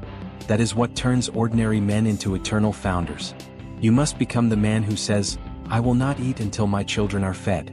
I will not rest until my vision is born. I will not entertain until my purpose is executed." You are the hinge. You are the line. If you break, the chain continues. If you burn, the chain ends. Sacrifice is the fire that purifies your line. Burn away the fear. Burn away the delay. Burn away the ego that says this is unfair. It is not unfair. It is sacred. Do not confuse sacrifice with loss. You are not losing anything permanent. You are trading temporary pleasures for permanent freedom. You are exchanging fleshly ease for spiritual dominion. And one day your descendants will rise and call your name with honor. Let the final word of this part ring in your ears like a command from heaven itself. Sacrifice now or your family will sacrifice later. You are thinking too small and too fast. Your thoughts flicker like matches instead of burning like eternal torches. You think in days and wonder why nothing lasts. You think in feelings and wonder why your children suffer. You must stretch your vision across generations. The man who thinks about Friday's pleasure cannot see the chains of his bloodline. The man who plans only a year ahead cannot build a name that lasts a century. But the man who plants in centuries, he births an unbreakable foundation. That is the man you must become. Most men think about how to impress strangers. Great men think about how to free their descendants. The world teaches you to seek attention. Hill teaches you to seek alignment. You must not live for applause. You must live for inheritance, spiritual and eternal. Do not waste your days trying to be seen. Use your days to build what they will stand upon. You must think beyond your own grave. You must make decisions that your grandchildren will thank you for, even if they never know your name. That is greatness. That is manhood. Your calendar reveals your curse or your crown. Do you plan with emotion or with eternity? Are your thoughts governed by what the news says? Or are they governed by what your lineage needs? Ask yourself, what decisions am I making today that will still bear fruit in 100 years? You are not late. You are simply underdeveloped in vision. The man who feels behind is the man who judged his progress by the world's noise, not by his own eternal rhythm. Start again, but this time build as though your bloodline depends on it, because it does. Hill said, "The man who cannot think in terms longer than a day will never rise beyond a wage." And I add this, the man who does not think in terms longer than his lifetime will never break the curses that bound his ancestors. This is not about progress. This is about permanence. Great men do not think, "What do I want today?" They ask, "What will my descendants need tomorrow?" They plant not just trees but forests. They write not just goals but legacies. They live not for comfort but for continuity. You must become that man. Let us speak plainly. If your thoughts never stretch beyond your paycheck, your descendants will never stretch beyond your shadow. If your plans end with your own life, your children will inherit nothing but repetition. If your mind is short-term, your impact will be short-lived. The world teaches urgency based on fear. I teach urgency based on purpose. The world says move fast or be replaced. I say think eternal or be forgotten. There is no freedom in speed. There is only freedom in direction. And your direction must be centuries, not seconds. Let us now redefine wealth. True wealth is not what you spend. It is what survives you. It is not what fills your home. It is what outlives your name. And to build that kind of wealth, you must think in decades and act in discipline. You must leave behind a blueprint of belief. Rockefeller taught his children stewardship. Ford taught structure. Carnegie taught service not just by words but by systems. Their thoughts were organized, their aims were definite, and their calendars were altars where legacy was structured hour by hour. When you think in centuries, you will no longer be seduced by trivial offenses. You will not argue with fools. You will not waste days scrolling through meaningless noise because your eyes are set on something sacred. You are not building popularity. You are building permanence. Think about your current problems. Do they matter in 20 years? If not, they are distractions. Do your current decisions benefit your future grandchildren? If not, they are drift. Begin filtering your entire life through this question. Will this bless my bloodline? It is time to introduce the concept of generational wealthing. This is not about stocks and gold. This is about philosophies passed down like sacred heirlooms. Teach your children principles. Show them systems. Give them more than instructions. Give them identity. When you invest, ask, will this teach them discipline? When you speak, ask, will this echo in their character? When you suffer, ask, will this produce endurance they can inherit? You are not living for self. You are living as the cornerstone of an unseen future. Begin writing your legacy ledger. What truths will you embed in them through daily repetition? What values will govern them when you are gone? What systems will sustain them when your hands can no longer hold theirs? Write it, repeat it, live it every single day. Do not just build businesses, build blueprints. Do not just build savings, build souls. Do not just pass down land, pass down law, the laws of focus, discipline, persistence, faith, and definiteness. These are the assets that can never be stolen, taxed, or lost. It is not too late. You can still become the man who transforms his family name from a burden into a banner. But you must stop thinking like a slave to your circumstances. You must start thinking like a founder of a dynasty. The mindset shift must be total. Affirmations to write, speak, and repeat with decision. I do not think in minutes. I build in centuries. My thoughts are not for pleasure. They are for inheritance. I plant oak trees, not weeds. My vision is eternal. When you speak, speak in echoes. When you move, move with memory in mind. When you rise, rise for more than today. Rise for the 1,000 tomorrows that carry your name. This is not motivation. This is succession. This is not inspiration. This is identity reconstruction. You are becoming the patriarch, the foundation, the beginning of a bloodline that will never beg. And you do that by lengthening your thinking. You are now thinking like a king. Not one who wears a crown, but one who builds a kingdom. Not one who seeks pleasure, but one who structures peace for his descendants. And that kind of mind cannot be defeated. That kind of mind cannot drift. That kind of mind cannot be broken. Let the final declaration of this part enter your subconscious and become law. I think in centuries. I act in obedience. I build for those who are yet to be born.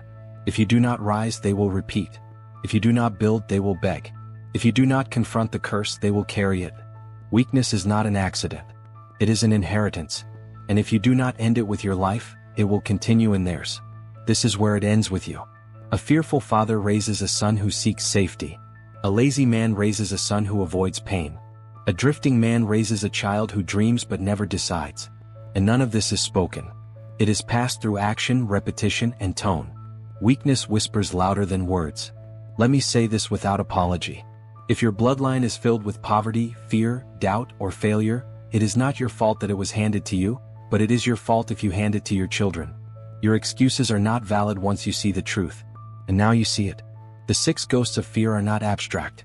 They are generational chains. The fear of poverty, criticism, ill health, loss of love, old age, and death are not only personal. They are inherited. Your children will fear what you fear unless you cast it out of your house by decision. Hill taught, faith is the antidote to fear. But I add this, action is the proof of that faith. You cannot say you believe in greatness while living like a slave to emotion. You cannot say you want to lead while cowering under comfort. Faith is not what you say. It is what you obey. Look at Abraham Lincoln. Born in a one-room log cabin. No formal education, no inheritance, no easy path. But he did not inherit weakness. He inherited obscurity. And he used that silence to build strength. He became the father of a nation because he first fathered his mind. If your grandfather was a coward and your father a dreamer, then you must be the doer. You must be the one who stops the bloodline from repeating its fear. You must be the one who says, it ends with me. It does not pass me. It will not continue through me. Weak men explain. Strong men execute. Weak men cry about their fathers. Strong men become the fathers they wish they had. Weak men wait for the world to notice. Strong men create something the world cannot ignore. You must now choose. Will you be weak or will you become? We must introduce the breaker identity. This is the mindset of the man who shatters generational curses by force of will. He does not inherit identity. He builds it. He does not drift. He defines. He does not repeat. He rewrites. You must now become the breaker. The breaker does not ask for sympathy. He accepts the burden of transformation. He lives with a code. I will endure what my children must never face. And this is not said with pride, but with sacred duty. He understands. The man who breaks the chain must bear the weight of it. Ask yourself, what behaviors do I carry that would destroy my son? Answer it. Write it down. Now commit. Those behaviors die with you. They will not pass. They will not cross into the next life. You are the line. You are the wall. You are the sword. Let us be plain. If you cannot master your emotions, your children will be mastered by them. If you cannot endure discipline, your children will be ruled by chaos. If you cannot define your vision, your children will serve someone else's. You are their ceiling or their floor. To break the chain, you must first break your patterns. Wake early. Plan daily. Reject distraction. Read truth. Speak affirmations aloud. Repeat your chief aim morning and night. These are not suggestions. These are bloodline rituals daily without negotiation. Affirmations to be spoken as law. I am the chain breaker. I carry the fire and I end the fear. I do not hand down excuses. I pass on strength, order, vision, and belief. I serve my descendants by mastering myself. Let us reflect on the deeper law, cosmic habit force. Whatever you repeat becomes permanent. If you repeat cowardice, it becomes culture. If you repeat faith, it becomes fortress. What you do daily becomes what your children do automatically. You must reprogram the rhythm. And do not confuse comfort with love. Comfort breeds stagnation. Discipline breeds strength. If you want to love your family, lead them. If you want to bless your children, train yourself. If you want to give them peace, first master your own mind. Now hear this. Every failure you refuse to confront today will multiply in your child tomorrow. Every fear you excuse today will echo in their life. Every weakness you justify today will become their identity. If you do not act with urgency, you are handing them a curse. Look at Thomas Edison. His mother was told he was mentally broken. She refused that belief. She trained his mind. He grew up and gave light to the world. One act of faith, one refusal to accept limitation. That's what it means to break the chain. You are not born weak. You are trained into weakness. But you can be retrained. You can build a new pattern. And when you do, everything changes. Not just for you, but for every unborn child who will carry your blood. They will inherit your decision or your delay. Choose now. This is not pressure. This is power. You are not burdened by this truth. You are blessed with it. You are no longer drifting. You are now on divine assignment. You are the one your bloodline has waited for. Rise. Obey. Break the curse. Let us repeat the sacred identity. I am the one who ends the cycle. I do not complain about the past. I command the future. I become the father of a new bloodline. One of discipline, one of power, one of victory. You are not the end. You are the beginning. You are not repeating. You are writing. You are not cursed. You are chosen. And now by this decision your name becomes sacred. Your habits become holy. Your identity becomes armor. And your legacy becomes eternal. Let the final command of this part settle deep into your subconscious. I am the end of fear and the beginning of faith. My children will never know the chains I break today. You say you want to change your family's future, but I ask you, do your actions declare that or only your emotions? For what is a man's love for his children if it is not forged into discipline? What does a man truly hand down if not the evidence of his daily obedience to order? The destiny of your bloodline is not built in dreams. It is constructed in repetition, in the invisible rituals, in the thankless hours, in the early rising and the refusal to sleep before the duty is done. This is what builds a bloodline. Not luck, not inheritance, but discipline. The man who masters his day shapes his dynasty. The one who governs his calendar commands his name to rise. Your life is not random. It is rhythmic. And what you repeat becomes your family's religion. You cannot pass down discipline until you live as its servant. Let this be etched in your mind. Your calendar is your bloodline's will. Every hour you waste becomes a habit your children will inherit. Every goal you abandon becomes a limit they will never question. If you drift, they will drown. If you decide, they will dominate. You believe you love your family, then prove it by the system you build. By the habits you master, by the focus you enforce. Do not hand down empty inspiration. Hand down a blueprint. Hand down a way of living so strong it outlives your body. Discipline is not restriction. It is multiplication. When a man becomes governed by purpose, everything expands, wealth grows, peace deepens, power becomes automatic. You want to build freedom? Then become its most loyal servant through absolute daily order. What are your rituals? Do you rise early? Do you read truth aloud? Do you repeat your definite chief aim twice daily? Do you review your progress? Do you correct your drift? If not, why should your children live any different than you? Routines are not boring. They are sacred. A man's ritual is his character made visible. A man's schedule is his mind put on paper. If your children copied your current habits for the next 10 years, would they rise or would they collapse? Let me ask you plainly, if your descendants inherit your self-discipline, will it make them wealthy or worried? Will they walk with structure or beg for direction? Will they fear time or will they command it? Your habits are either an inheritance or a burden. You're not just building a business, a body, or a name. You're building a template that will be repeated. What you do in secret will become their standard. They will not rise higher than your current ceiling unless you shatter it. Discipline is not optional. It is spiritual law. The man who moves in decision must also persist in repetition. For a single act changes little, but repeated action in obedience to purpose moves mountains, breaks curses, and erects kingdoms that cannot be shaken. Do not give your children wealth they are not trained to govern. That is not love. It is a curse. Give them identity. Give them principles. Give them the structure that will protect their spirit and multiply their mission. That only comes through visible, practiced, and forced discipline. Every decision you delay trains your family to tolerate hesitation. Every compromise you make becomes a future addiction. Every day you do not lead becomes a day the enemy does. Either you control your habits or they control your bloodline. You were not born to live by impulse. You were born to master yourself through law. You are not to be ruled by fatigue, distraction, or mood. You are a vessel of command. And the man who commands himself earns the right to lead his family into greatness. Discipline is not a tool. It is a crown. And it is not given freely. It is earned in silence, in solitude, in sacrifice. It is polished through repetition. It is tested through delay. And once you wear it, your name becomes a fortress for generations. Henry Ford did not rise because of a single invention. He rose because of systematic mastery. He repeated excellence daily. His hands were never idle. His mind was fixed on definite action. He moved not when convenient but when necessary. That is discipline. That is what builds dynasties. Do not confuse action with discipline. Many men act but few move under law. Many are busy but undirected. Many are emotional but never obedient. Discipline is not scattered motion. It is focused fire. You burn a trail through history by doing the same thing daily in service to your purpose. The disciplined man does not wait to feel ready. He does not check his emotions before executing. He rises before the world stirs. He commands the day before it commands him. He repeats his affirmations. He tracks his work. He corrects his drift. That is the path.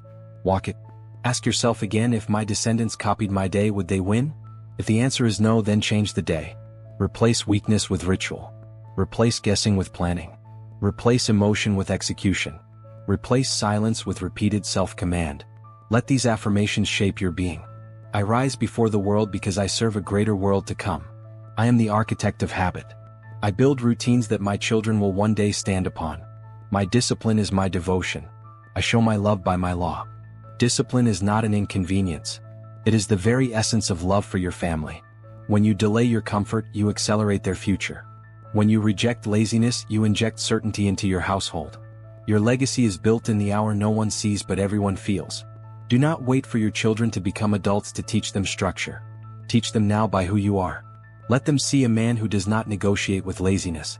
Let them watch a leader who obeys his plan. Let them rise not by chance but by blueprint. There is a reason so few bloodlines rise. It is not because they are hated by God or cursed by fate. It is because discipline has been despised. But you were born to reverse the rhythm. You were called to live above mood. You were chosen to govern the mind with will. Let us affirm again. My routine is the weapon I wield against drift. I love my family enough to live by law, not emotion. My name will be a synonym for structure, power, and peace. Now let me say something that may sting, but it will free you. Your love means nothing without proof. And the greatest proof of love is discipline. Not promises, not tears, not declarations, but order repeated without fail until it becomes identity. End with this sacred charge. You are not late.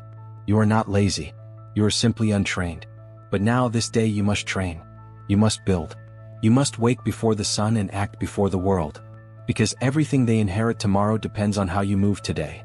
And if you cannot remember what you did last Tuesday, they will forget your name next century. Build structure that speaks for you. Build habits that fight for them. Build a calendar that echoes long after your body turns to dust. Affirm again. I am the guardian of structure. I do not drift. I define. My children will walk in the discipline I live today.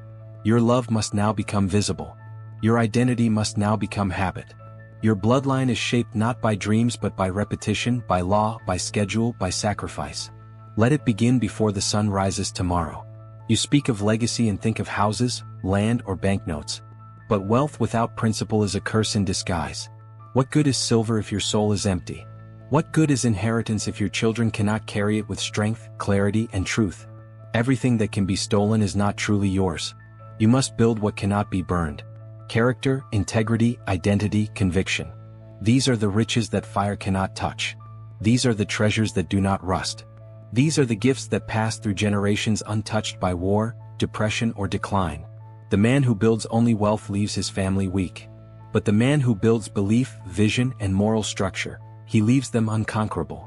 There are men who inherited millions and lost it all. There are men who inherited nothing but faith and built empires. Do not let your family inherit cash and confusion. Let them inherit clarity and courage. Let them be named among the righteous because their father chose to build inward first. Your power must not come from appearance. It must come from obedience to eternal law. You are not remembered for what you owned. You are remembered for what you stood for. And if your name becomes synonymous with discipline, generosity, and strength, your grandchildren will walk into rooms your feet never touched, and doors will open in your honor. Build your name like a temple, not a slogan, but a standard, not a feeling, but a frame. You were not born to be remembered for hobbies or luxuries. You were born to represent a principle, a law, a higher way of being. When your family speaks of you, let them speak with reverence. Begin with this question. If all your possessions were burned tomorrow, would your children still know how to rebuild? Would they have the internal tools, the belief system, the self-command? Or would they stand before the ashes and weep, having never been taught how to create? The fire always comes. The market will fall. The banks will close. The titles will vanish. But the man who trained his bloodline to rise, to believe, to obey inner law, he has built what cannot be burned. He has built eternity into his children. There are only two inheritances. What the world can give and what only the soul can pass on. Choose the greater treasure. Teach your sons how to command thought. Teach your daughters how to believe without fear. Teach your household how to speak vision into the silence.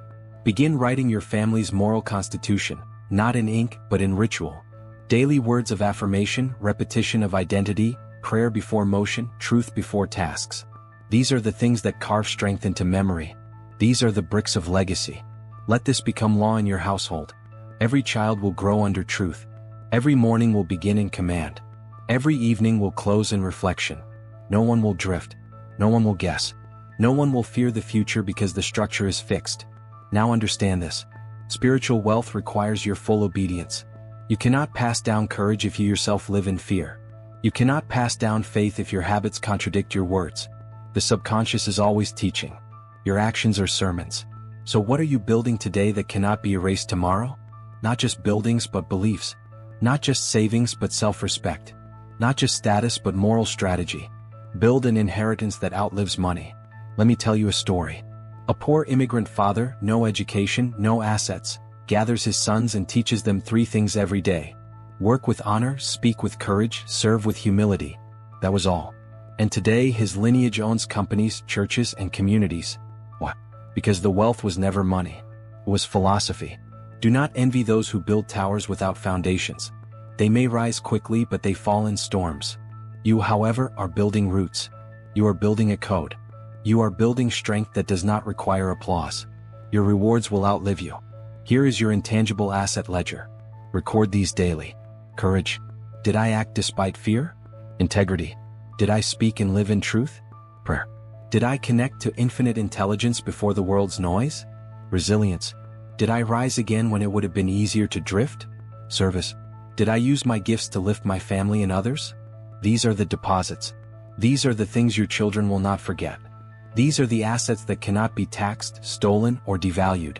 These are the materials that build dynasties of the spirit. Affirm this now and daily. I build what cannot burn. I create an invisible fortress. I pass on a code, not just currency. My name becomes their compass. My discipline becomes their inheritance. I rise in silence to shape a legacy that no fire can touch. Let every man hearing this understand what you tolerate today will multiply in your children, and what you repeat today will be repeated by them tomorrow. You are not building a moment. You are writing history with every act of discipline. You must become the patriarch of principle. The man who did not chase trends. The man who did not bend to fear. The man who built a house with unseen bricks. Belief, law, structure, courage, and devotion. That house will never fall. Do not mistake this message for metaphor. This is practical legacy. This is structure as inheritance. This is character passed down through example. The new world belongs to those who build unshakable internal economies. So I ask you, have you built something that cannot be burned? If you lost it all, would your children be rich in soul? If the world closed its gates, would your bloodline be fortified in mind? Would they thank you not just for what you gave, but for who you became? You still have time. Begin today. You were not born to parade your earnings. You were not placed on this earth to impress the crowd. You were summoned here to build freedom for your name, for your house, and for the generations who will one day carry your blood. The man who earns for status loses both peace and purpose. But the man who earns with vision, he multiplies not only riches but righteousness. If your motive is applause, you are already poor. But if your motive is freedom, infinite intelligence shall align the heavens to support your rise. Wealth is not evil. Vanity is. Riches are not shameful. Misuse is. When wealth is the servant of purpose, it becomes sacred. When it is the master of the soul, it becomes slavery in disguise. You were called not to serve money, but to command it for sacred mission. Let me say it plainly. Your family does not need your cars, your gold, or your shoes. Your family needs your freedom. Freedom to decide, freedom to say no. Freedom to say yes without begging permission from banks or bosses. This is the real reason to get rich. So your soul cannot be owned. Do not measure a man by what he spends. Measure him by what he has secured for those who depend upon him. The man who saves, the man who multiplies, the man who builds with vision, he is the builder of empires. He is the quiet king. He is the one whose children will never beg. So I ask you now, if your children inherit your habits with money, will they be free or will they be bound? If they spend like you, save like you, invest like you, will they build or will they break? Your relationship with wealth is not private. It is generational. You must begin thinking like a king. Not for pride, but for permanence. Kings build fortresses. They store grain. They train heirs. They write laws. They defend against drift. So must you. You are not just a man. And you are the beginning of a dynasty. Let us look to a man who understood this. Andrew Carnegie. He gave away millions not to boast but to build the minds of future generations. Libraries, schools, institutions. His wealth did not buy applause. It bought eternity. Why? Because he served purpose, not pride. If you earn for status, you will spend for approval and you will lose it all. But if you earn permission, you will preserve, multiply, and transform. Your bank account is a report card of your discipline, your vision, and your ability to withstand foolish temptations. Now ask yourself, what would my wealth serve today if it grew tenfold tomorrow? Would it buy more distractions or would it fund freedom? Would it multiply waste or multiply mission? The answer to that question determines if you are ready to receive more. Money multiplies the man. If the man is undisciplined, money magnifies his ruin. But if the man is governed by spiritual law, that wealth will become a weapon of legacy, a tool of transformation and a shield for generations to come. We must reprogram the subconscious. No more associating wealth with pride. We must associate it with responsibility, with duty, with stewardship. Say this now. I do not earn to impress. I earn to secure. I do not seek applause. I seek dominion. I do not serve vanity. I serve vision. You are not meant to hide from wealth, nor are you meant to be owned by it. You are meant to master it through law, discipline, and clarity of aim. The poor man waits for wages. The rich man commands value through definiteness of service. Let me offer you practical command. Create a written savings plan. Begin investing with purpose. Teach your children about value, not spending. Associate money with mission, not indulgence. The man who teaches his children how to earn, how to save, how to serve. He gives them the keys to escape every system built to enslave them. You must become that man. Not tomorrow, today. Every dollar you save in discipline is a day your children will not be enslaved to debt. Every investment you make with vision is a door open for your grandchildren. Every time you delay consumption for the sake of construction, you change the future. Wealth becomes holy when governed by purpose. It is no longer gold. It becomes seed. No longer status, it becomes structure. No longer noise, it becomes name. Your bloodline will not rise because of your jewelry. It will rise because of your judgment. Do not be seduced by the world's definition of success. Cars rust, applause fades, clothes rot. But freedom, when passed down, becomes generational force. When your children are free to dream, to serve, to build, it is because you bought them time through discipline. Let your life speak this truth. I earn not for myself but for those I will never meet. I built not for applause but for freedom. I sacrificed not for luxury but for liberty. My family walks in light because I walked in fire. Let your wealth be structured around this vow. No child with my blood shall ever beg. No heir of mine shall bow to the world's poverty program. No soul born from my line shall drift. I build for them. I rise for them. I earn with discipline so they may live in dignity. This is your inheritance plan. Not only dollars but decisions. Not only riches but rituals. Not only cash but character. If you obey the law daily, you will leave something more valuable than gold. You will leave a pattern of greatness. Affirm this. I do not buy freedom. I build it. My riches serve purpose. My purpose serves my people. I earn. I preserve. I multiply for them. Now take inventory. Every purchase, every budget, every expense, ask, does this secure or seduce? Does this multiply or deplete? Does this serve my name or destroy my seed? Become ruthless in stewardship. Become righteous in structure. Let your wealth be so governed by law that it cannot help but increase. Let it be so filled with faith that no man can shake your peace. Let it be so rooted in clarity that even in drought your family thrives. You are the beginning of a new financial bloodline. Not because of how much you earn, but because of how wisely you govern. Remember, the riches you do not respect will flee. But the riches you structure under law, they become your legacy. A moment will come when your children will either thank your name or curse it. That moment is not in their future. It is now. The decision rests not with them but with you. You are the link. You are the hinge. You are the pivot on which the destiny of your bloodline turns. You must understand this.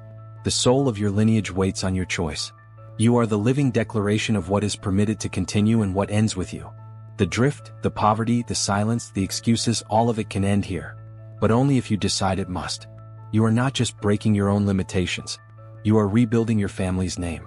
Every repetition, every sacrifice, every disciplined act, it rewrites the story. It plants new patterns in the soil of your bloodline. Your habits are holy. Your words are prophetic. Your decisions are eternal. If you fail, your children will carry your fears. If you delay, they will inherit your doubts. If you quit, they will mimic that too. But if you rise, if you speak purpose, if you obey the law, you give them the permission to win before the world ever sees them. This is not just about you. This is about them. And the ones who will never meet you but will walk in the freedom your sacrifice built.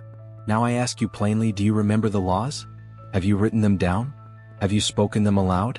Or have you let them fade back into the fog of your former self? Answer this. What is your definite chief aim? What is the law of cosmic habit force? Who are your invisible counselors? What is the enemy of all progress? If you do not know, listen again and again until the answers rise from your mouth unshaken, until they are engraved upon your mind like scripture. This speech is not meant to inspire. It is meant to reprogram. Let me remind you, your definite chief aim is the purpose you were born to fulfill.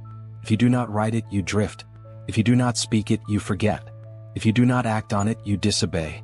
The law of cosmic habit force is the rhythm of the universe. It rewards repetition. It multiplies what is repeated. Poverty is repeated fear. Wealth is repeated obedience. Discipline is not temporary. It is eternal law.